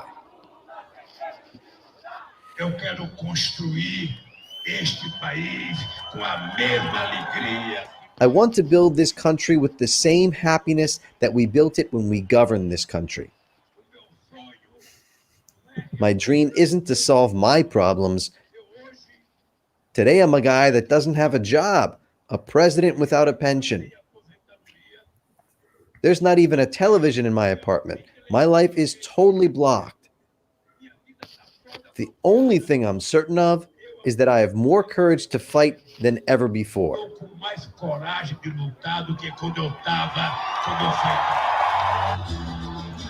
Like Fox, The Real News, Curitiba, Brazil.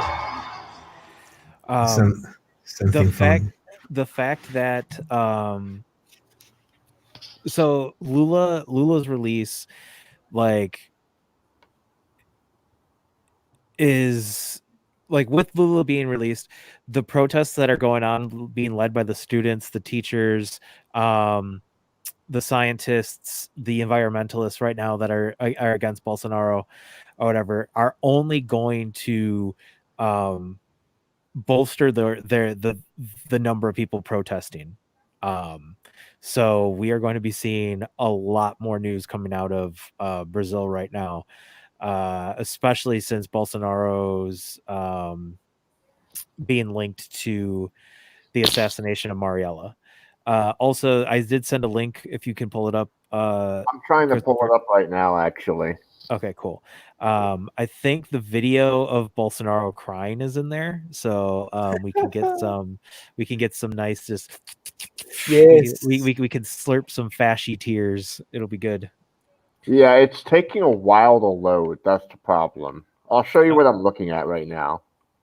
You know, somebody should develop like a video game where the target is to burn all the evangelical churches worldwide and the headquarters of Facebook on a video game. In the video game, yeah, that'll be the next Minecraft update. Yeah. I'm having a hard time. All right, hold on. Let me see. Let me try to get. Let me try to get another. Microsoft owns Minecraft. You know, maybe an indie video game. Just saying, you know, this video game when the objective is to burn.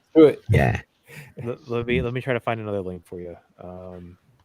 Tear them churches to the ground, you know, in those glorious pixels falling down and in flames.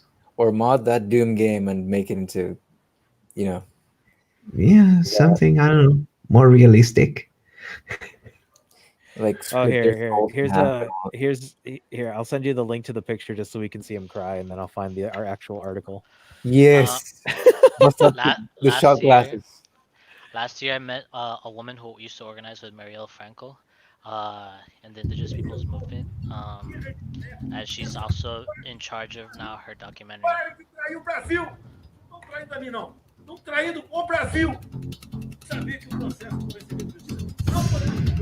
Look at him, he's crying.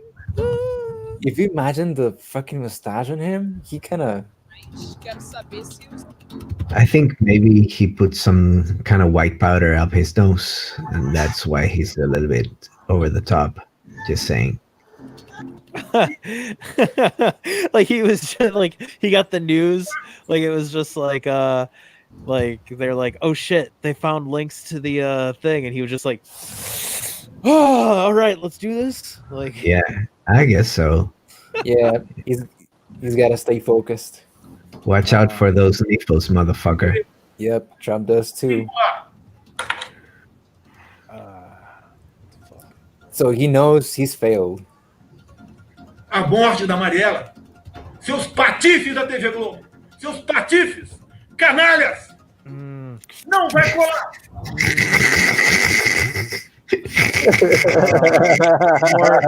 More fast tears, please. Just let me get... Piece of shit. Yeah, I love it. Canallas. Gilipollas. Here's the thing about like Latin American right-wing leaders. Hope he hangs on. They vow to Washington D.C. The moment they fail, whatever they were put there to do, that's it. They get no support any longer. That's the problem with these fascists. You know that they're so negligent. They're not even diligent fascists. They're fucked up. They depend on whatever aid Washington sends them. If Washington cancels, then that's it. They're done for. So then they're at the mercy of the population of their countries. Also in Washington right now sits there like the most negligent of all of them fascists. So the stupidest one. Do you think Trump will cry? No. Those would be golden tears, like golden shower. I can answer this question. Trump raped 12-year-old girls. He's not going to cry over things like that. Exactly.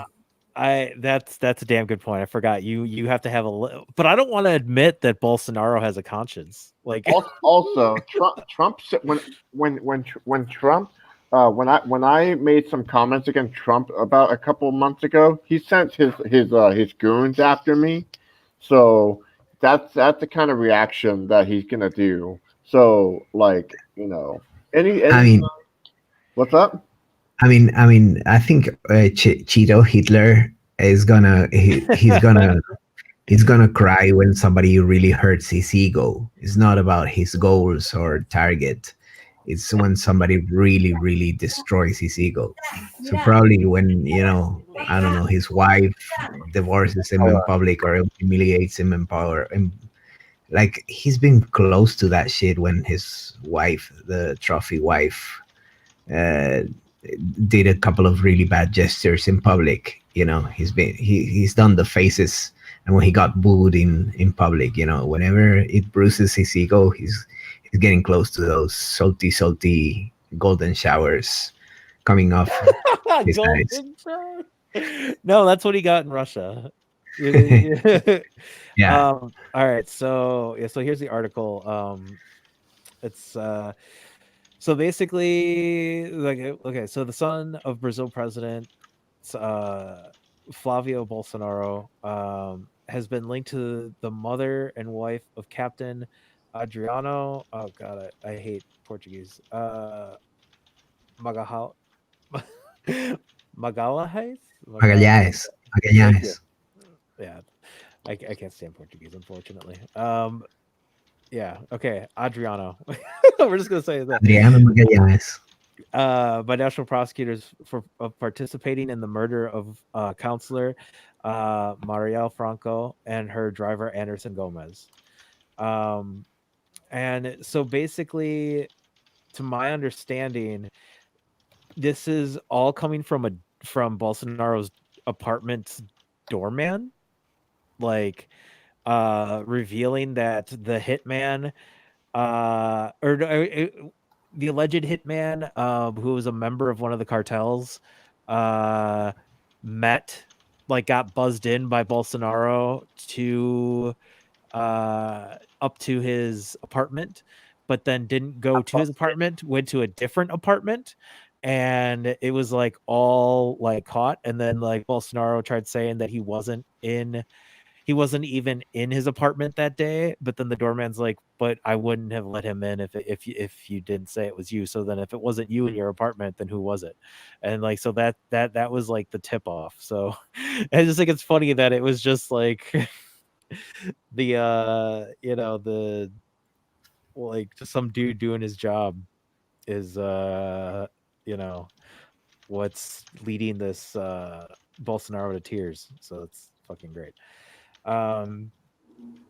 So this is the Bolsonaro family has been linked with Queiroz for decades.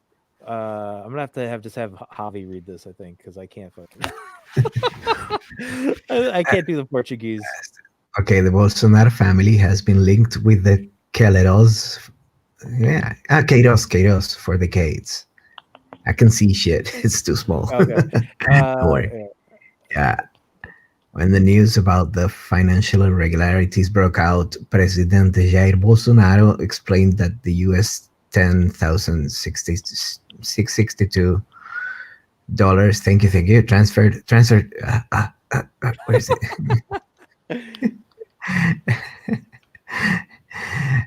Transferred by the former driver to his wife, Michelle Bolsonaro, were due an old personal loan. Yeah, personal loan, my ass. I didn't put them in my account because I have difficulties going to the bank. That's a lame excuse. To be on the street, said the president. It's a question of mobility because I'm busy all the time. Holy shit, he's bad. I couldn't have done it. I'm just too busy. I'm such a busy man. Don't you know what a president does? Come on. I'm too busy to assassinate somebody. I don't even know what's a bank. How does money work? I don't understand. He's too busy being a sociopath, ordering the murder. I don't know anything about it. Piece of shit. He's a useless piece of shit.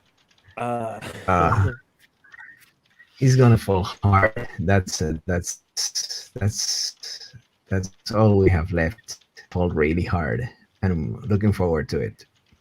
Do you think maybe he gets a Mussolini after all? You know, all fascists are Oh, prettier, like when they hang upside down, because it yeah, looks like they're turn that frown into a smile. in a video game, or no, in Absolutely. history. In history, I In mean, it's in history, the books. History Channel. Yeah. Yeah, on the History Channel. If by any chance he made a mistake and it is proven, I'll regret that as a father, but he will pay the price for those actions.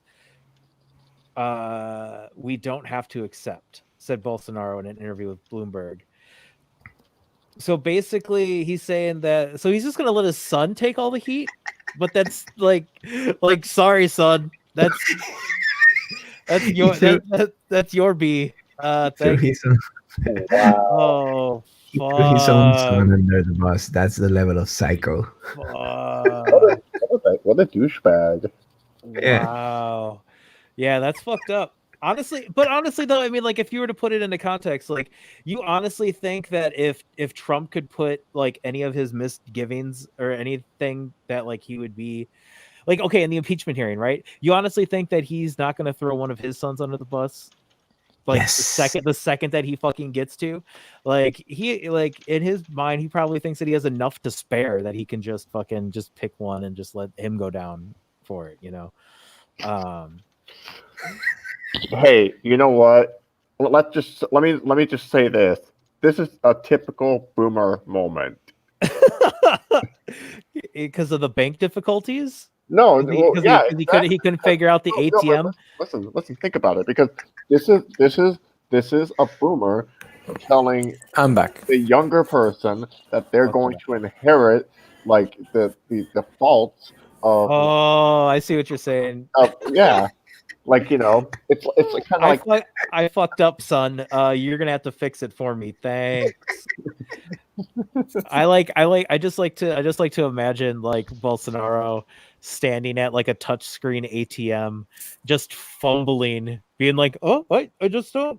Just like tapping the screen, just I see. Look, I don't even know how this, like, what. I don't know. Can you? Science, technology. I don't get it. I don't understand how it works. I don't know. I can't kill people. I can't pay them. You know, that's part of it. So this is history repeating as a farce.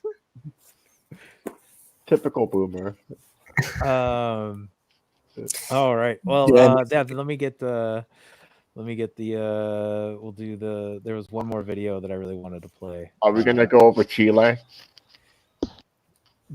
Colombia, and then we'll do Chile, because there's a video that I've been really wanting. There's a lot of stuff going on. There's so much going on. So much. Okay, so I just want to point out. I just want to point out that we have 26 viewers in the stream right now. 26 hellos. 20. Yeah, bienvenidos compañeros. That's a lot. That's a lot. I just want to say that's a lot of people. So well, that's I guess it was a good idea to have it on YouTube for once. So yeah. I have a question for everybody on the stream. Is anyone interested in learning how to garden vegetables and fruits? Yeah, that's pretty neat. Victory Gardens, man. That's what Victory Gardens. Revolution. The seeds of revolution. Yes. I believe in just buying food. From who? From good companies like Walmart. They don't sell. They don't sell. Good companies like Walmart. Do you think Walmart is a good company? You mean vegetables grow? Wait, you can get free vegetables from the ground? I'm gonna tell my grandma this.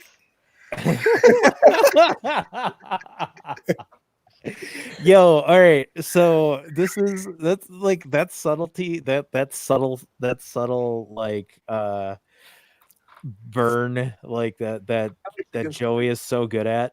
Like, there was like I was watching Lance from the Surfs the other day, and he was talking about how he was in I call it flash trolling. What the fuck was it? Where was he? I think he was in Colombia, and I was just like, "Oh, hey, Joey, the Surfs are in Colombia right now," and he's like, "Oh yeah, so is my family," and I'm like, "Yeah, you're right." That was dumb of me to say. That was I honestly I didn't know how to respond. I was like, oh, okay. I just it's just not Get those often. motherfuckers out of my country. All right. Yeah, so then this is Zots, because of Zots, the sirs followed me and I didn't know who they were, and I'm just like, What's a lot? oh, that's what I call Daddy Kamazots. No, I know. I'm just messing with you. I actually had no idea what it was. Now I know. Wait, Okay. what is this? Ugh. Are we ready for this? I'm ready. Okay. Welcome to the Real News Network. I'm Greg Wilpert in Baltimore. The violence against indigenous people and against activists in Colombia is not letting up. Last week, an indigenous governor in the northern Cauca region of Colombia, Cristina Bautista, was murdered, along with 4 volunteer community security guards. Inhabitants are calling the incident a massacre, and over 1,000 held a funeral service for them over the weekend. It is not clear who was responsible for the attack, but government officials and others are saying that dissidents of the Revolutionary Armed Forces of Colombia carried it out. Earlier this week, another indigenous community member was killed and 2 more were wounded in the same region. According to the UN, there have been 52 murders of indigenous people in the northern part of Cauca this year alone. And the National Indigenous Organization of Colombia has documented 120 such murders in all of Colombia for this year so far. Colombia's countryside has long been considered very dangerous for activists and indigenous leaders, but recently there has been a surge in violence, it seems. Why? Joining me from Ecuador to discuss this issue is Manuel Rosenthal. He's a Colombian activist and practicing surgeon who is normally based in Cauca, Colombia. He has more than 40 years involvement in grassroots political organizing with youth, indigenous peoples, urban and rural movements. I want to take a guess and say that it's the government taunting the FARC into a war. I'm like 95% sure that's what's happening. And the FARC, it was the only thing that kept the countryside together, because there's actually there's Yeah. another organization. I don't remember their name. And the thing is, when they initiated the peace process, it's like the FARC backed down, but the government didn't. And those factions of the government, they say they're separate, they're not actually separate. It's like it's the more reactionary people who are armed to the teeth and are taking down one by one every single activist in Colombia. It's incredibly sad what's going on. So there's 2 groups, just for the record. There's the FARC. The FARC are mostly like the campesinos and people from the suburbs, and then the other group is mostly students and workers. Yeah, I forgot their name. Sorry. I'm having a lot of trouble too, because I really want to make if there's one thing that I really want to do that I've been trying to do, but it's hard to get a list of the names of the casualties. It's gonna be near impossible to get, because usually they cover up whatever they did, or like the person just disappears.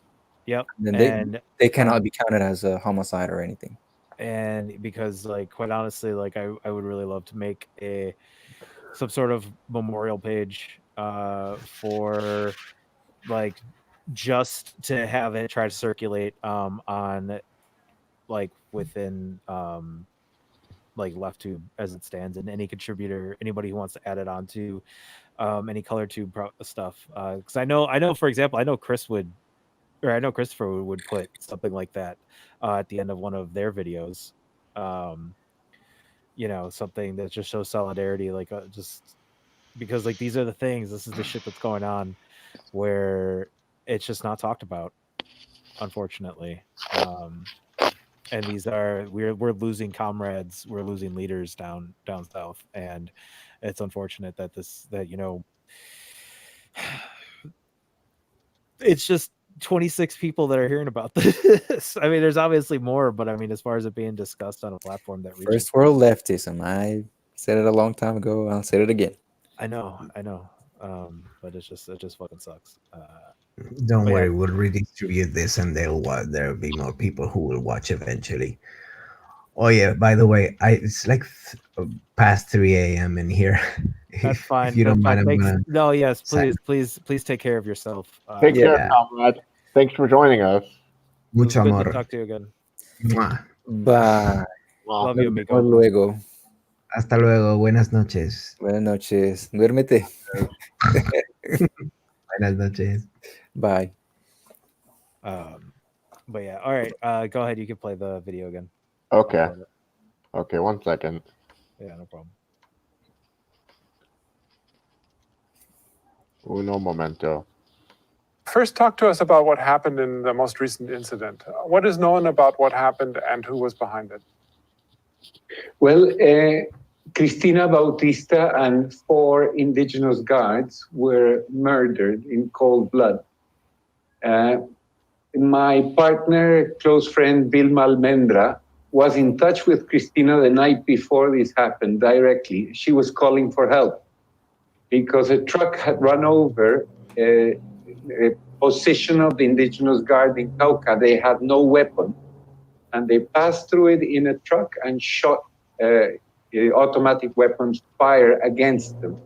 Fortunately, nobody was wounded then, but she called for help. So did we. We called everybody, locally and everywhere we could, including media in Colombia, for support. This is 10:30 to 11 o'clock, the night before the massacre was committed. Nothing was done that evening. And the following day at 4:30 in the afternoon, they went to a place where they were called to see that some people had been kidnapped. There were reports of a kidnapping, and they went to see like this.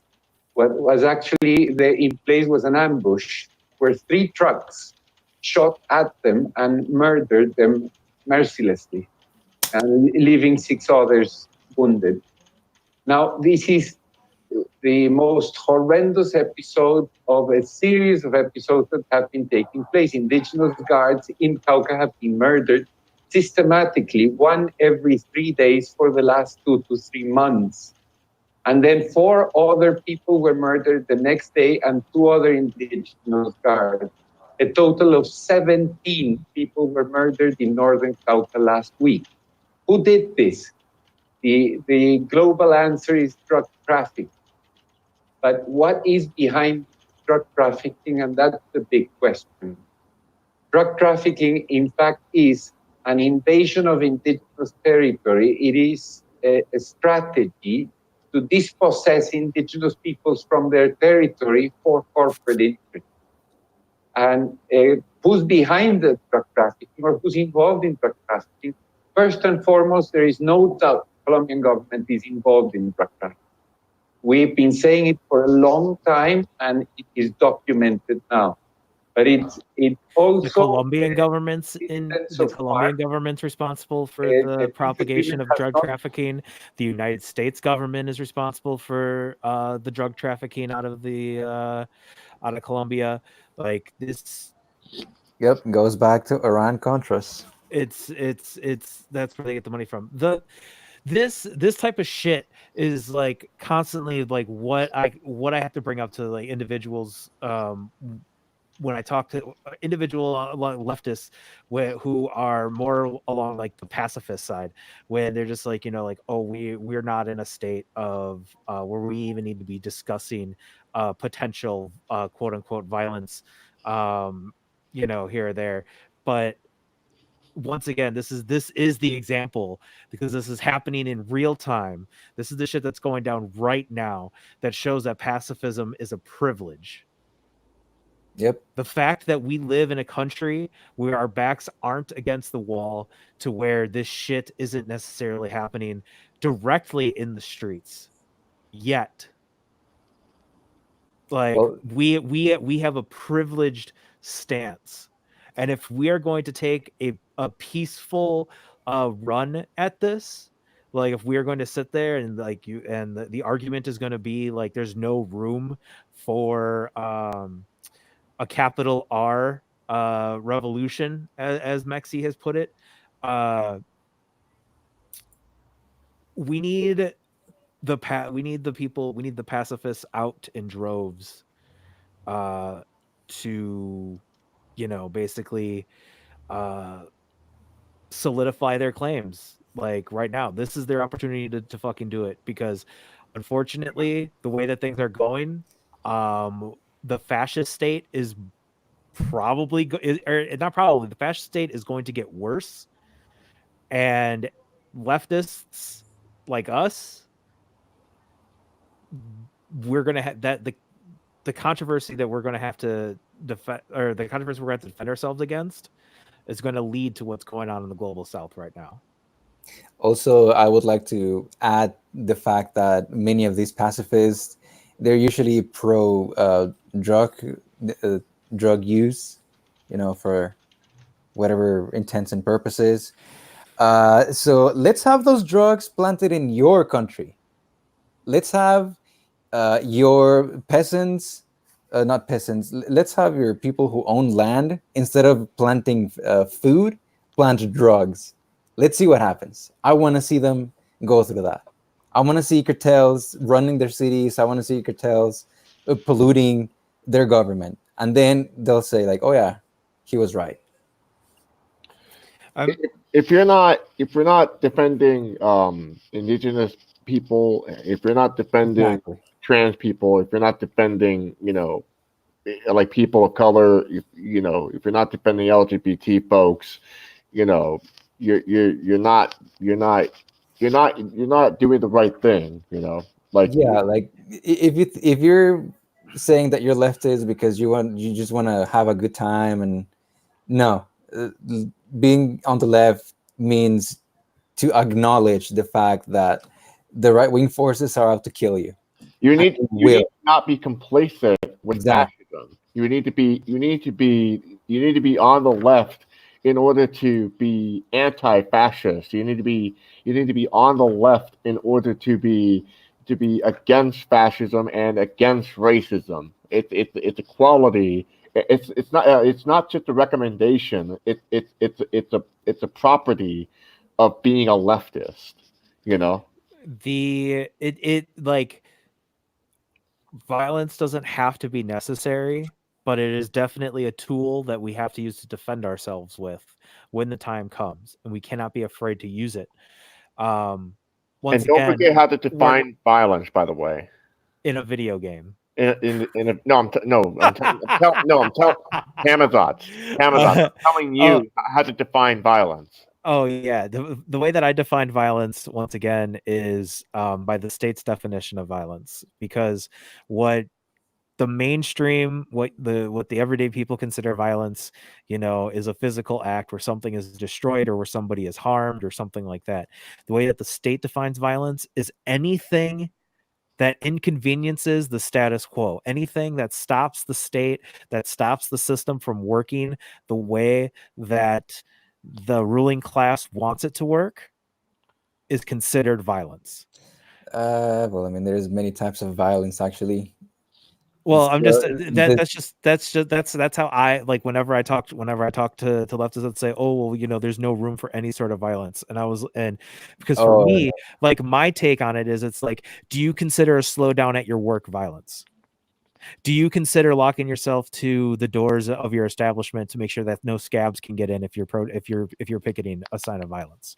Is wheat pasting across the building of an Amazon place, of an Amazon warehouse, about the evils of Jeff Bezos and the usage of prison labor by Amazon when making some of its products? Is that a form of violence? Well, according to the state, it's all violence, Exactly. Well, hold on. Exactly. Here's the opposite then. Would you consider sanctions violence? Yes, I would. To me personally, I would. So you're talking about like economic sanctions, like trade sanctions against like from one state to another. Oh, absolutely, 100%. Then there you go. But it kind of swing only one way. No, because like, here's the thing. The reason why it's violence is because there are direct casualties as a result of that. Exactly. There are people like the people, like one of the linchpins to why shit is going down as rapidly as it is in South America. Not only is it because, you know, the evolution of the oppression over the hundreds of years that this has been going on down there, but the fact that the sanctions on Venezuela have been so strong that for Venezuela was like, it was one of the key trading countries in South America because of how rich it was when it privatized its oil, or not privatized, when it made its oil fields a public work. Yes. So when they nationalized it, Nationalized it. Thank you. Yeah. When they nationalized it. So all the other countries in South America didn't need to rely on imperialist countries to trade with, to get money from, you know. And once Venezuela had to close its borders off to make sure that its people didn't starve because they weren't able to trade freely anymore, that's when you start getting the casualties. That's when you start having the problems that we start seeing. And then that effect trickles out to the other countries in the vicinity of Venezuela, of these countries that are affected. So yes, I will say that sanctions are a form of violence because there are direct casualties right now. Every single person that has died in a protest down there right now is a direct result of, like, not only the neoliberal imperialist garbage that we exploit from South America and Central America, but also because of the direct sanctions on any quote unquote socialist state in South America. Any democratically elected politician within Central and South America that the CIA disagrees with and that the U.S. government implements sanctions upon, America is responsible for every single one of those deaths. Well, Good. I do think when it comes to like Venezuela, at least Venezuela's a particular situation because even before the sanctions, it's not like they were doing good. Anytime someone tells me that socialism doesn't work, I always just point to Bolivia.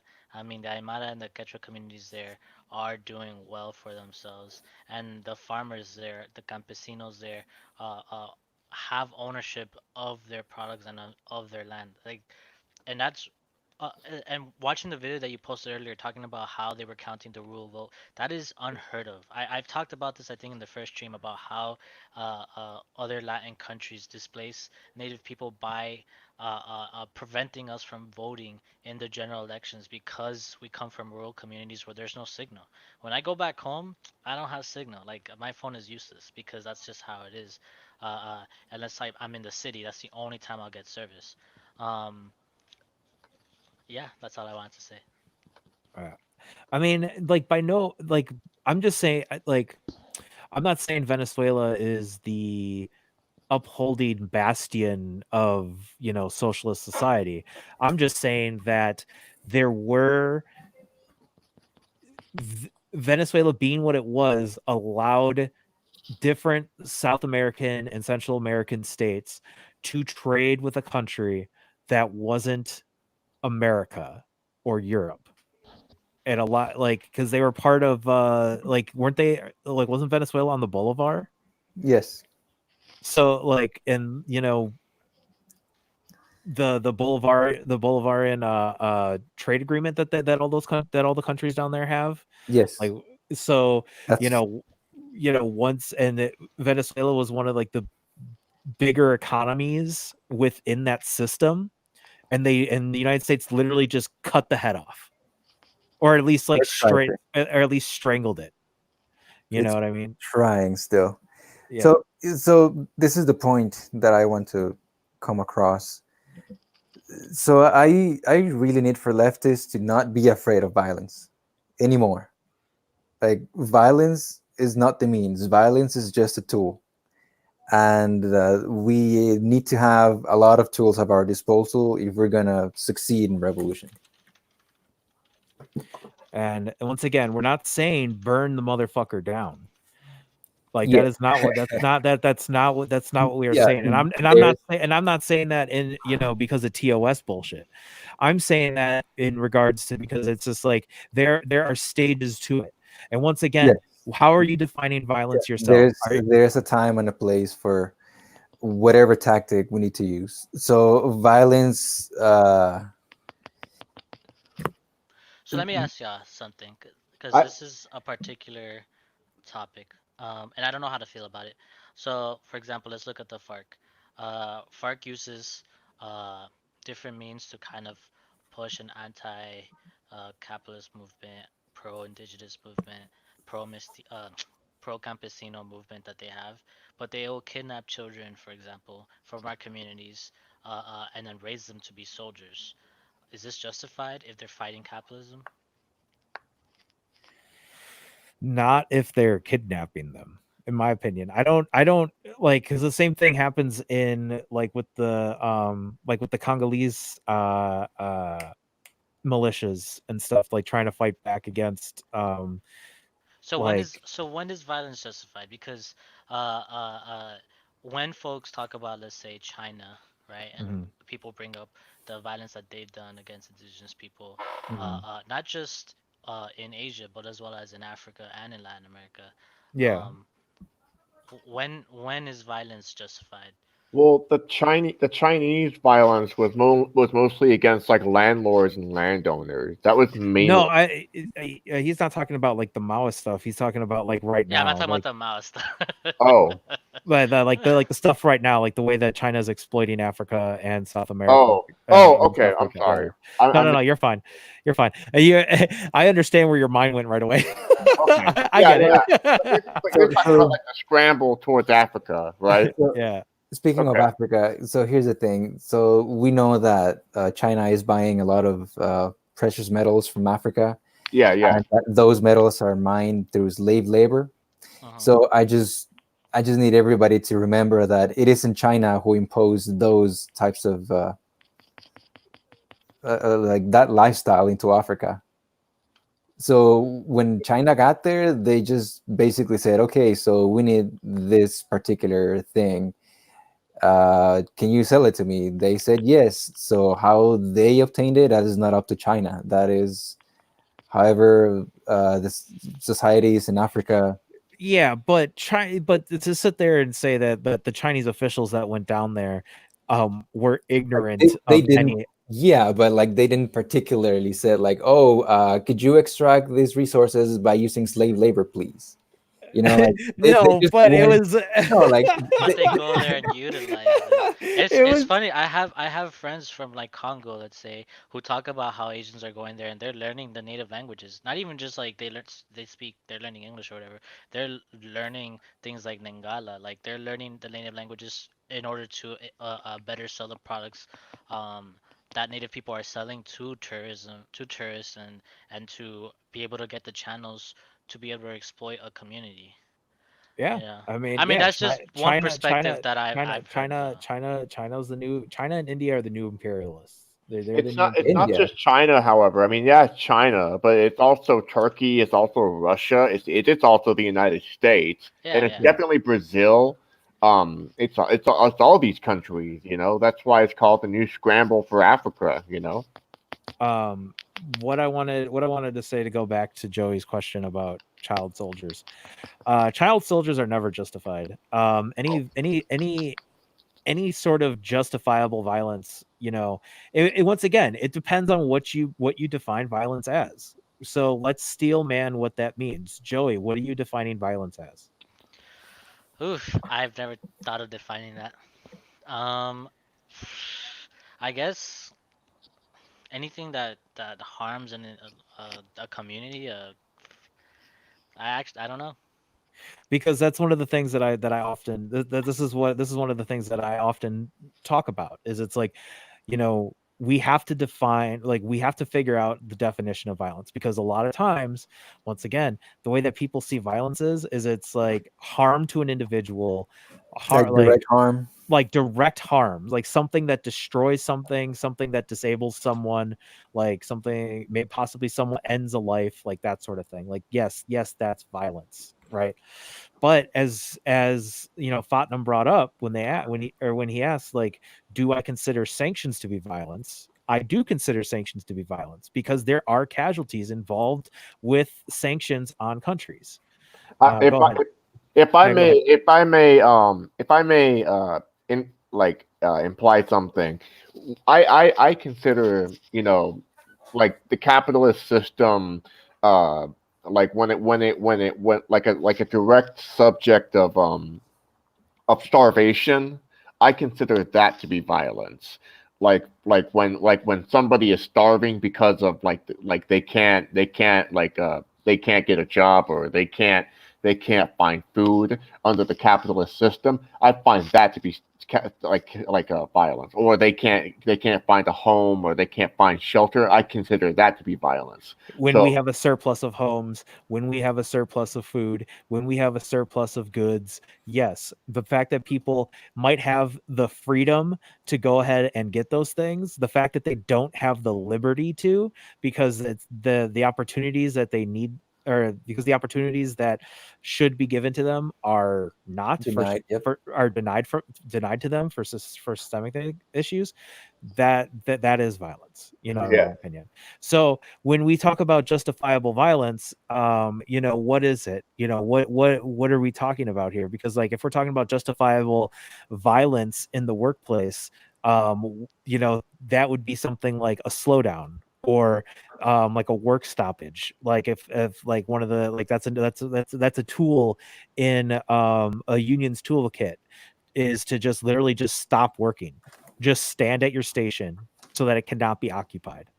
But the thing is, the company can fire you, and now you're trespassing. And because you're trespassing in that building, that is a form of violence that they can call the police on you, and they can arrest you for trespassing and loitering. So, So if I just may interject, so for folks who are learning, like I said, tactics have a place and a time. And so when you know that the capitalists can like easily replace you, like within probably a day or two, then that strike is not a viable solution. You need to do something else. That's when back in the day, the French, but no, it wasn't the French. I think it was the people in the Netherlands. They would the throw clog. shoes. Yeah, like sabotage. Yeah, sabotage. Yeah, Yeah. like throw in the shoe. Yeah, there you go. Sabotage. I like that. Yeah, so I mean, like, so yeah, so it would I personally classify child soldiers as being like kidnapping somebody and indoctrinating them to nothing but violence to fight my wars for me, or to fight my battles for me? Absolutely not. I don't believe that type is actually justified.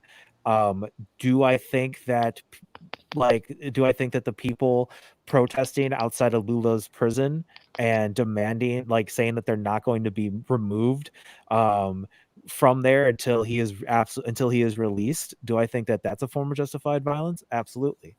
Do I think that the Chilean protesters who had armored tactical vehicles driven through the crowds, if they decided that that enough was enough, which they did, and they decided to fucking hate Haiti's a perfect fucking example. Yep. Right now, where it's just like their entire country was sold out, nothing was being their government did not have their best interest at heart, and the people were starving, and they were going to put in more austerity measures, and they said, fuck you, enough is enough. You're like, the capitalist shit has to go, and the steps that they took, the protests that they did, I believe that was justifiable violence. So here's another thing. What if a revolution triumphed, but 15% of the resources were either made by or by the use of children? Would it have been justified? Like, what do you mean? Like a revolutionary movement that triumphs, and within that revolutionary movement there were child soldiers and there was child labor. I mean, I don't. I guess the nitty-gritties.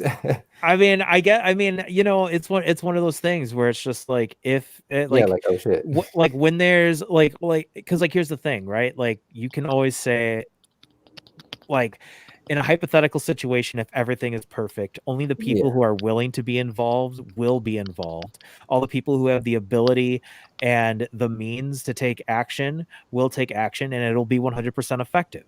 However, the reality of the world is that there's collateral damage. There's casualties of innocence. Like there's they're like just shit, like any, like look at I mean, just like any protest, like the Watts riots, all this shit, like anytime that there's social unrest, there's unfortunate outcomes. Exactly. So to say, what it is, however, when it comes to the aftermath, we have to be better than the examples that have been put forth before us, right? So it would be up to us to have the debate of like, this cannot happen, right? Like that is like at the all Gaza Masters in the chat says it's not that hard to not use child soldiers. But if it comes down to that, I mean, we're coming into like moralisms in a sense. So what the point that I'm trying to make is that for every action there's a reaction, even those that you do not anticipate.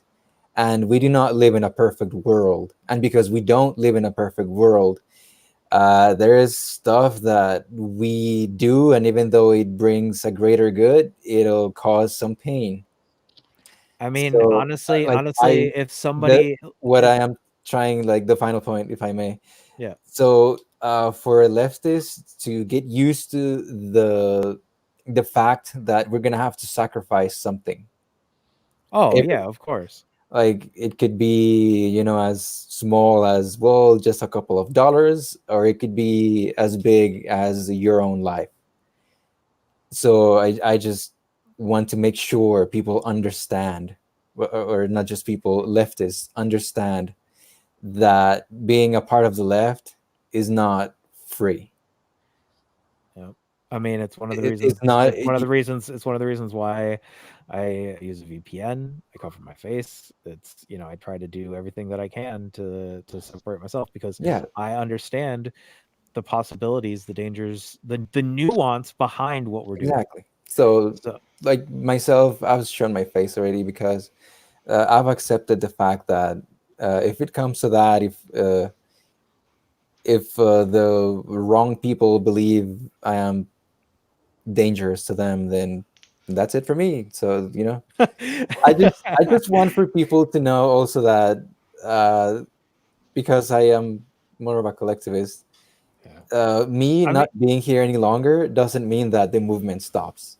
The sun's gonna rise tomorrow. And quite honestly, that's one of the reasons why I really wanted to get to this video. If we can bring it all the way back, 20 minutes 20 minutes ago. It's one of the reasons why I really wanted to show this video, is because it needs to be said that these are the sacrifices that are being given. Like this is the blood of activists, of people, of leaders that is being spilled in the name of something better, and it should not be ignored. And the fact that there aren't more discussions about this pisses me off. Like I just like I don't like it. Like when I think about it, it makes me so fucking angry. Like I don't have the words to fucking say it. I want to speak like 3 languages at the same fucking time, to just like all at once, like just just to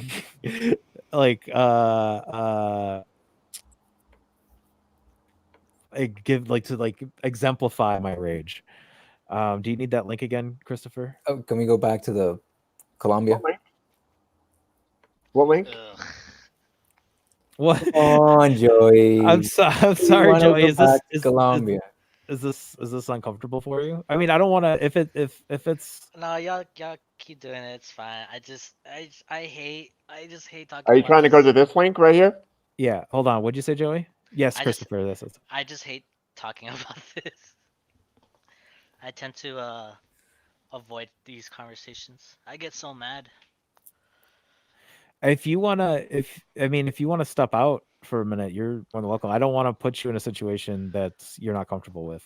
I know I can leave at any moment. You don't got no chains on me. All right, well, whatever. Fair enough. Oh, if you're gonna kill somebody, like do a fascist, please. Highly encouraged, by the way. In a video game.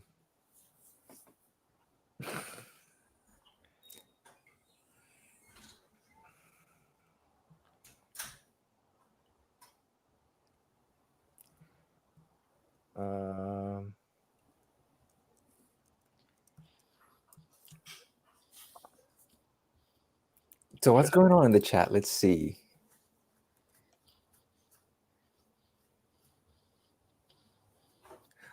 All gods, no masters. Actually, why not right now? Yeah. What's going on? I mean, All I can't see no the chat. master wants to come in and talk to us. So I would vote yes. Yeah, I'm trying to get. I'm trying to. Hey, see. somebody acknowledge my vote, damn it. Yes, I second. You still want me to play this? Kurt Vinlander. Oh, yeah. We want Yes. you to. Yeah. Yes, please. You can play it while I get Yes. Kurt Vinlander on here. Okay, yeah. No, I know exactly who this Many is. groups of FARC have retaken weapons and gone, particularly in northern Cauca, into drug trafficking and profiting from drug trafficking with a revolutionary discourse, but for funding. We actually had you on last May to talk about the rising violence in Colombia. And in that interview, you identified the government's lack of compliance with the peace agreement with the FARC as being one of the main reasons for the surge in violence. So for those of our viewers who haven't seen that previous interview, give us a brief idea as to how the violence that is happening now is connected to the failure to implement the peace agreement. Absolutely, yes. First and foremost, one can see that close to 800 social leaders, indigenous and social leaders throughout Colombia have been murdered since November 2016, when the peace agreement was signed. And they were murdered throughout the country, everywhere. Now, the worst or the most affected territory is Northern Cauca.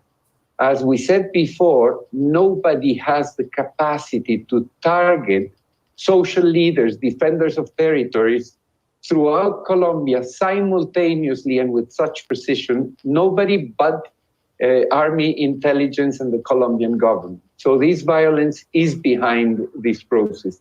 At the same time, not keeping the peace agreement with FARC has led FARC to divide itself into pieces. One group is in Bogota and has remained a political party. Another group never let down their weapons and remains in arms and is becoming stronger. And the third group, recently with the head negotiator, Ivan Marquez and Santrich, two of the negotiators, just recently announced that they were taking weapons again. So there's war everywhere in Colombia. But let us put this into perspective. It is very clear that the Colombian government, the Colombian state, transnational corporations, and big capital in Colombia want this war because it is exactly what I said. Access, resources, and territories. In fact, drug trafficking is the greatest pretext to militarize territories that are resource rich and to dispossess people. The heart of resistance, civilian unarmed resistance in Colombia is precisely Northern Cauca.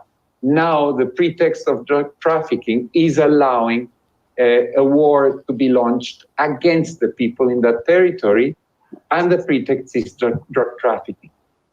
Now, the government of President Ivan Duque has said that it wants to address the violence by sending military into the region.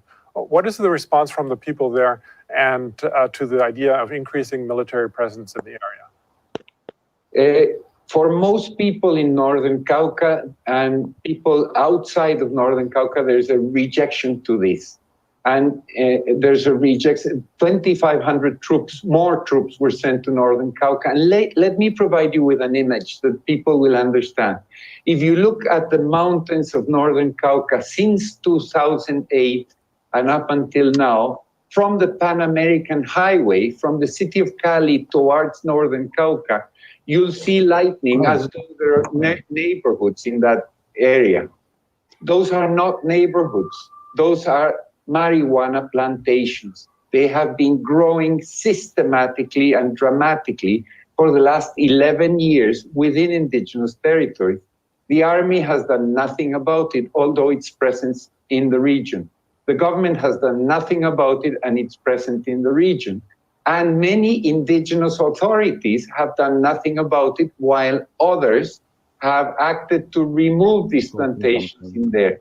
In other words, what I'm giving you as an image is that there is a systematic plan involving the Colombian army, the Colombian government, drug traffickers, corporations. Are you okay with your face being shown or no? Transform. Oh yeah, no, I've had it shown a bunch before. The mask was a gag.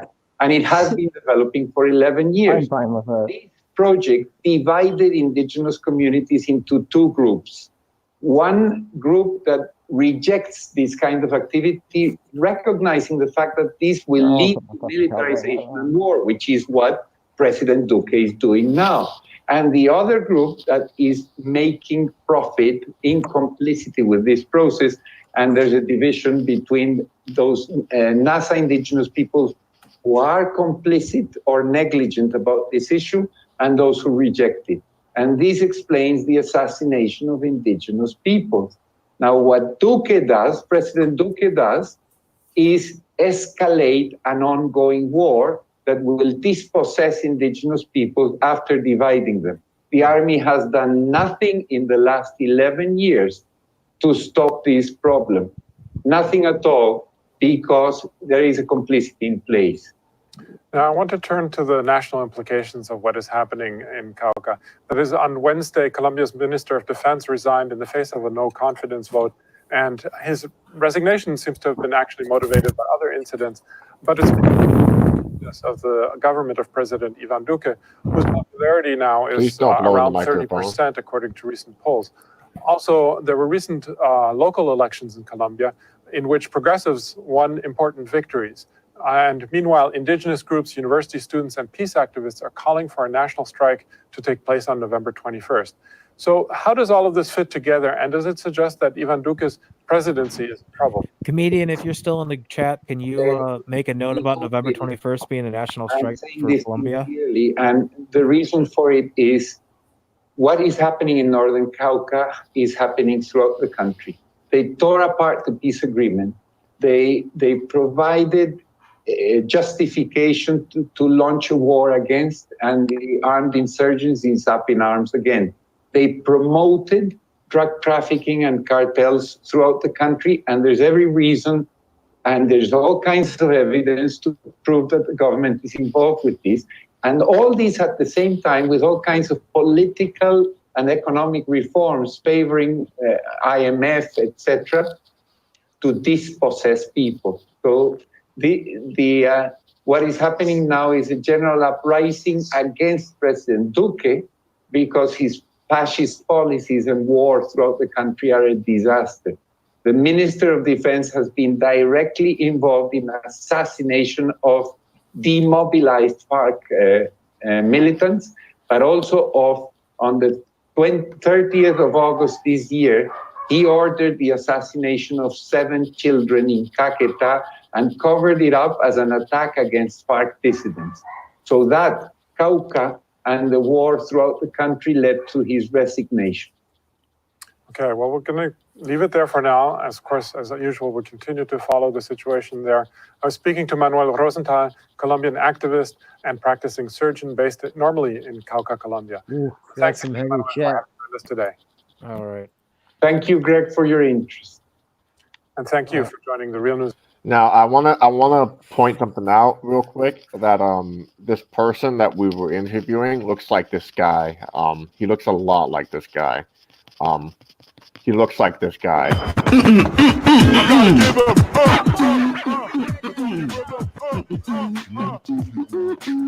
Wait, the one dancing?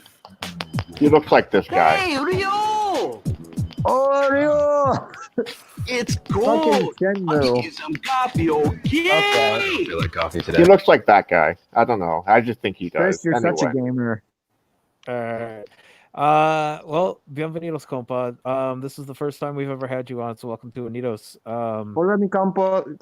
Fuck. Mi español es muy terrible, yo sabe solo un poco. That's fine. Better than mine. So Kurt, is that so Kurt give, Yeah, Kurt Vinlander, they, them. Sweet. Okay, excellent. Mind giving us just who you are, what you've done? Proper introduction, I guess. That's the word I'm looking for. Okay, I can't think of anything funny or clever with that setup. So I'll just be honest. I'm a libertarian socialist organizer in Richmond, Virginia. Though I'm starting to take to calling myself an anarchist without adjectives, a social ecologist, and a communist without affiliation. Because holy fucking shit, even when you agree with a lot of communist theory, the communists have a tendency to stop paying attention to that theory and start fucking up. But yeah, we just need to stay together long enough so that we can get to the sectarian wars after capitalism. Yes, we do. And I'm a pagan, specifically of both the Norse and Gaelic traditions, and that factors quite a bit into my leftism. And I'm a Taoist, which also factors into the leftism. Yeah, and non-binary. And like I said, I'm an actual organizer here in Richmond, Virginia. YouTube is not my main shit at all, and it's been on the back burner. Honestly, I prefer to keep doing content like this where I can just talk because that's what I'm good at, rather than creating more produced content and doing interviews and stuff, especially interviews that uplift Indigenous voices. But I especially if anyone watching or in the chat would ever be interested in talking about the ways Indigenous spirituality interacts with anti-capitalist practice, that's my shit. Fair enough. So do you have a? So you said you have a YouTube channel just on the back burner? Yeah, All Gods, No Masters. It's not going to be. I've looked at your YouTube channel. I haven't looked at your videos, but I've looked at it before. Yeah, I haven't finished re-uploading all my old shit because YouTube nuked my old account. Yeah, I saw River talking about that in chat. So what happened with what ended up getting your account deleted? Your old account deleted, I should say. If the connection cuts, it's probably Mossad. If not, my phone died. Right. Yeah, whenever I have technical issues, I blame it on Mossad. Fair enough. Yeah, and I have a Twitter, which, despite my efforts to not use that much, I use too much. We all use Twitter too much. What's your experience with native spirituality? I'm sorry. Native spirituality, not enough, which is my issue. Like, paganism is like, I'm interested in I'm a practitioner of the indigenous spirituality of Ireland, as well as, to an extent, Scandinavia. But all these spiritualities all these not just paganism, but like non-Abrahamic and non-Dharmic traditions all fascinate me, and I think are all equally valid things that venerate the land and each other and just the world around us more so than upholding something beyond our world that is like it's kind of late, so I might have some trouble speaking. But yeah, I think the struggle of people trying to rebuild pre-Christian beliefs, and not just rebuild, but create new belief systems out of the old that we have lost in Europe and North America, is the same struggle as indigenous people trying to protect, or is linked to the same struggle as indigenous people trying to protect their traditions, their collective traditions of being more harmonious with the world around us and each other. Can I ask how is paganism or any form of spirituality I mean, for whatsoever. Because I would consider myself not really spiritual, Mhm. so I'm ignorant of this. How is any form of spirituality related or connected to leftism in your perspective? A large element of paganism is trying to build an emotional relationship with elements in the world around us.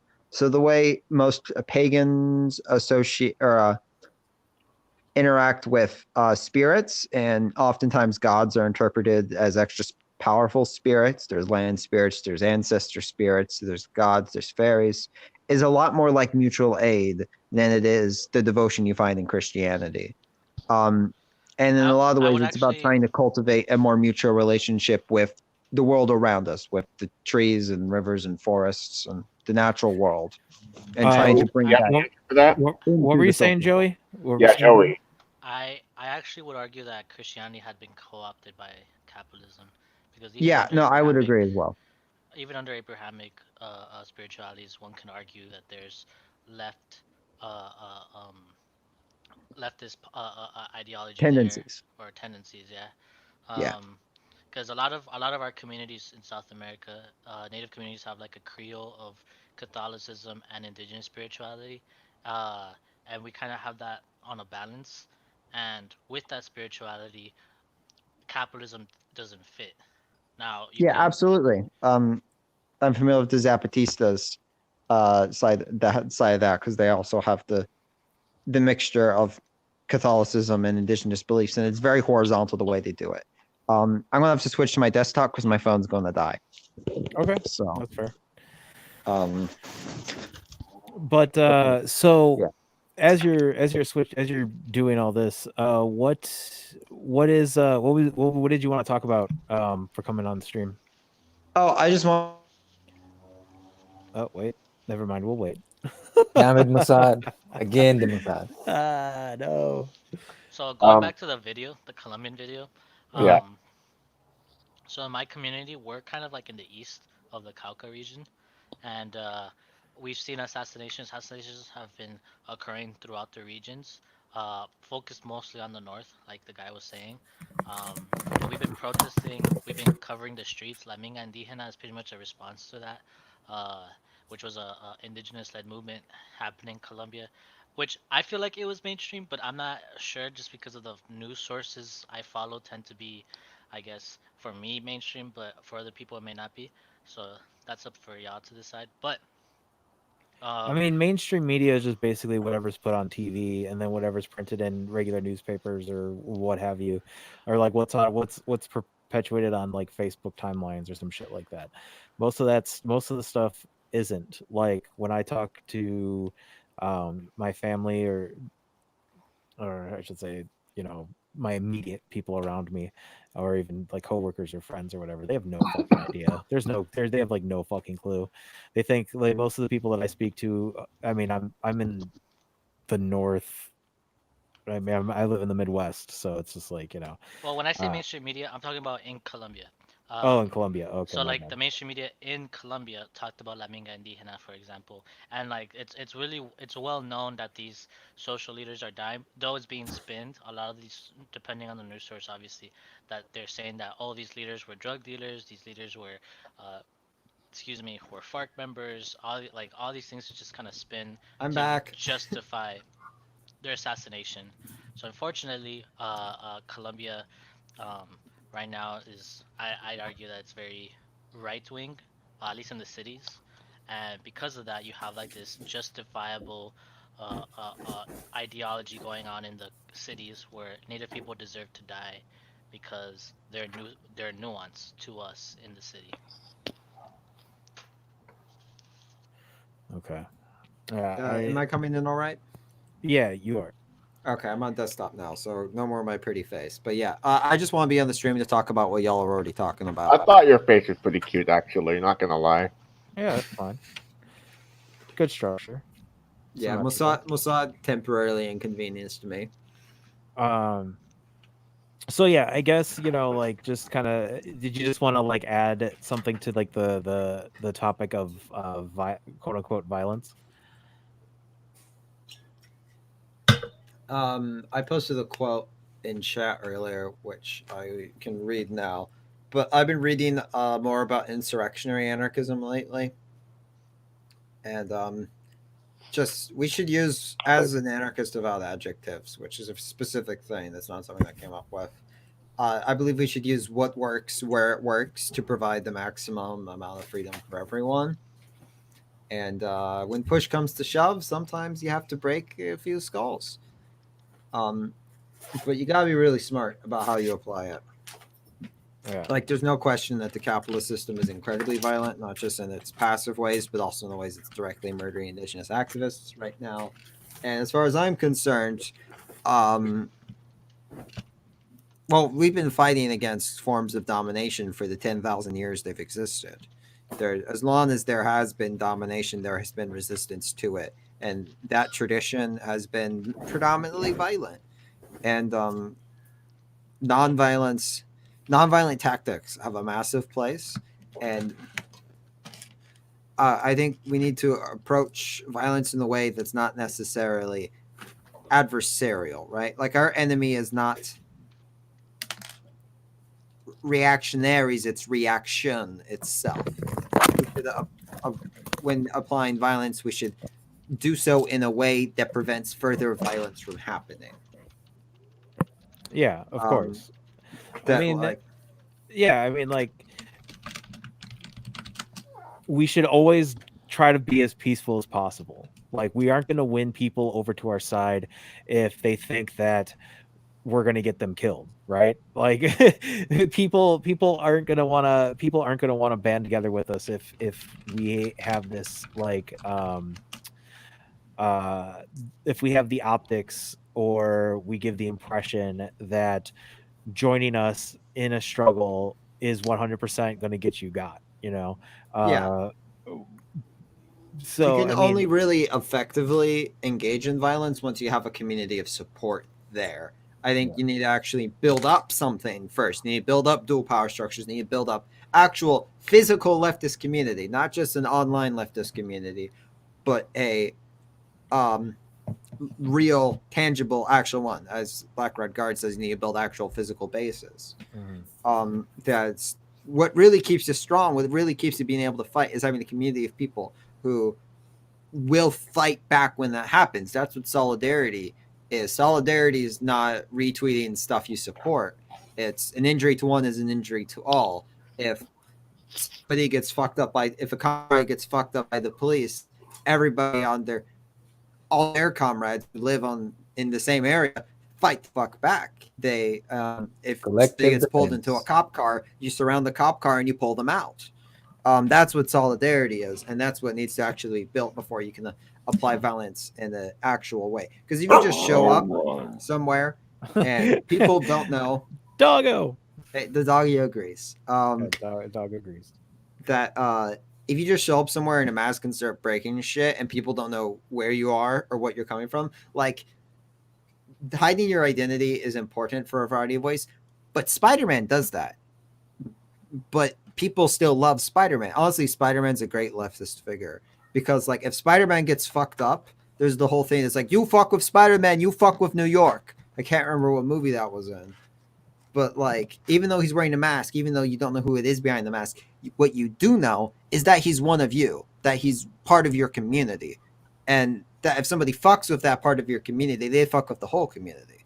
And that's what's necessary for an actual serious application of violence, because you can rob a bank however many times you want, but if people don't know why you're robbing the bank and you don't support the reason why you're robbing the bank, they're not going to help you when you're running away from the police.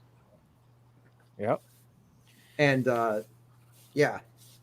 That's 100% correct. Yeah. So as far as the ethics of it go, the quote I wanted to read, and then I'll be quiet, is violence is only justifiable when it's necessary to defend oneself and others against violence.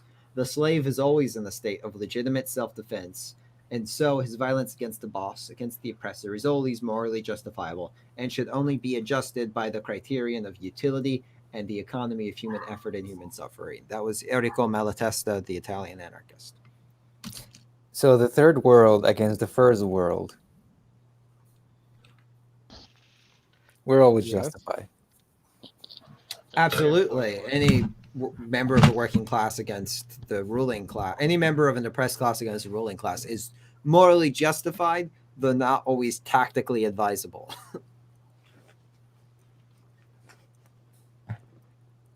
I honestly think that my channel is gonna get nuked one day. Like It probably will. It probably will. and All of it this will- is a video game. I've been telling you about this for a long time. But I mean, like these. But here's the thing, though. Like, I don't You give a can't- shit. Yeah, you Like, can't plot violence online. Expect it.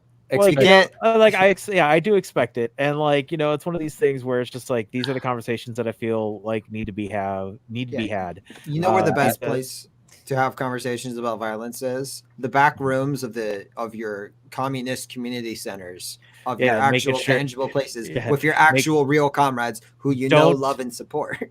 Yeah, don't and make sure your phone is left in your car, far no away. phones. No phones, no fucking no whatever. Pen, notepad, notepad and paper, like that. Mhm. That's or pen and paper. That's all you And need. keep a lighter on you, so if you get got, you can burn it. Um, Also, because like all the anarchists I know have lighters anyways, because we're always fucking smoking. But well, I will definitely have you back on, Kurt, if you could too, if you're interested, since you are live doing offline activism. We would love to, like, what do you guys think about, you know, sending them a link to the Discord for ColorTube? Oh yeah, I Um, should do that because Yeah, a so- comedian. yeah, or I'm very myself- white, so like I It want has to suck nothing up to all do the with that. air. It has I wanna nothing. suck up What? the air. I No, wanna he suck needs up to the read air. the Constitution. You gotta Yeah. read the Constitution. Yeah, Oh, the Okay. manifesto and then the Constitution. Yeah. So Okay. basically, the best way to think of ColorTube is the second stage of BreadTube, right? Mhm. Like it's We're not BreadTube at all. Well, we're not BreadTube. You know, I'm just saying this for Or for- inspired on BreadTube at Yeah, all. it's the way We're our for own us to. Yeah, we're our own thing. The It's second our way wave of getting. leftist YouTube. There you go. We are, but it's more than that. You know, the idea behind it is to get away for all of us to be organized, to actually affect real change in both online and offline spaces. And like right now, I'm working with my current branch of the IWW to we're trying to get an actual headquarters. And Hell I'm planning yeah. I'm planning on using that headquarters in conjunction with ColorTube for my area, so that, you know, so we can actually Internet have, hug. Internet hug. Internet hug. because Physical spaces. So yeah, physical spaces. Sacred spaces, collective spaces. Exactly. And you know, so Bingo. it's just it's utilizing that. It's getting individuals who are able to do work online, because here's the thing, demanding physical activism, demanding dangerous activism, quote unquote dangerous activism, you know, you're limiting Like, the ability for people to do certain things. So the idea behind our organization is to empower the people online and to do stuff if they're able to offline. But it's not just, you know, like one of the current things that Tottenham's trying to get off the ground is a seed program to help people be able to grow their own food, and educating people on how to Fuck cultivate yeah. their Like how to decentralized distribution of resources that people can apply to building up their own local movement. exactly. So That's that it. sounds like something. So Yeah, that sounds like something you're down for. Shout out everyone watching this. Join your local Food Not Bombs. Find whatever the nearest Food Not Bombs is. If it's too far away, look into starting one, because it's actually surprisingly easy. Because that shit, you bring a lot of people in, you get people moving. It's for a variety of reasons. It's a great way to get started organizing. Excellent. Because like we can work more on this if we can provide for each other, if we can reduce the amount of labor necessary to just continue to exist, like food, like child rearing and all this stuff. If we're able to collectivize that, we win so much goodwill of the community, we get more people actually becoming the socialists, actually becoming anarchists, and you provide people more time to actually organize, because So you can't organize if you're. You recommend creating a Food Not Bombs in my neighborhood? Yeah. I think every neighborhood, every community, rural, urban, suburban, should have a Food Not Bombs, even if it exists right now primarily for social purposes. Because even if a neighborhood's like well off that you don't have people who are necessarily hungry, it's still really fucking fun to get together and cook. That's a good point. And part of the whole message of it is also spreading political education with it. Yeah. I have an offering to bring to this program then. There's some pamphlets I've been working on. So yes, I would love to invite. All right, excellent. Yeah. I'll send you a link on Discord to the ColorTube Discord. Yeah. And then we can work on there. We are coming up on 3 hours of streaming. So I think we're going to cut it off here. As always, thank you all for joining us today. Thank you, Christopher Sabo, Fatnum, Joey, and our new comrade, Kurt Vinlander. I have one more thing to say. Oh, yeah, go ahead. Fuck AMLO. Who?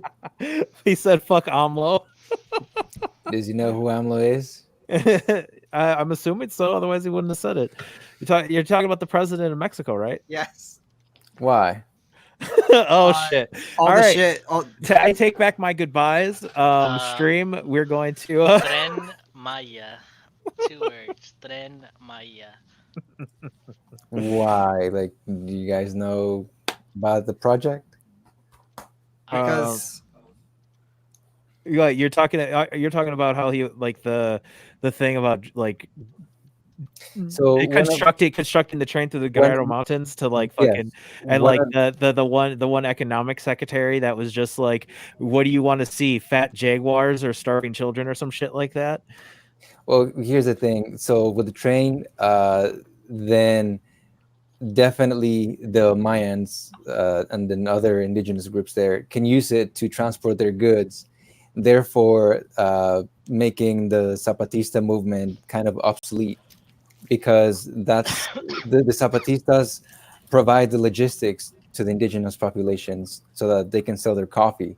If the Maya train completes, then they could potentially use it to transport not only coffee but a lot of goods.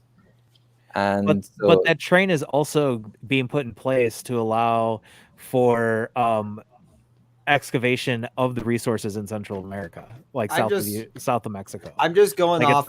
It's not just for like I understand I understand the idea of allowing more trades to happen to enrich or for the villages. That would essentially break the Zapatistas into 2 camps. One which definitely supports the train because it benefits the indigenous population, and then the loyalists who recognize that the train will break the back of the Zapatista movement. It'll impede the Zapatista movement from growing because they're not needed as much. Yeah. To say that it will help indigenous people is a reach. Native people have been very they've been fighting against the Tren Maya, and they've been in support of it.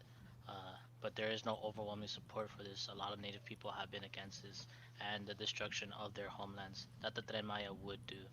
Yeah, because to Maya it involves like what the fuck do they call that, where they blow up the top of the mountains? I can't remember what the fuck. Everyone remember when the Europeans went to Africa and were like, we're going to build trains and bring new churches. It's going to be fine. I don't. Yeah, but I mean, like, look, I don't know. It's there might be a lot to it that I don't know. That I'm talking about the siege.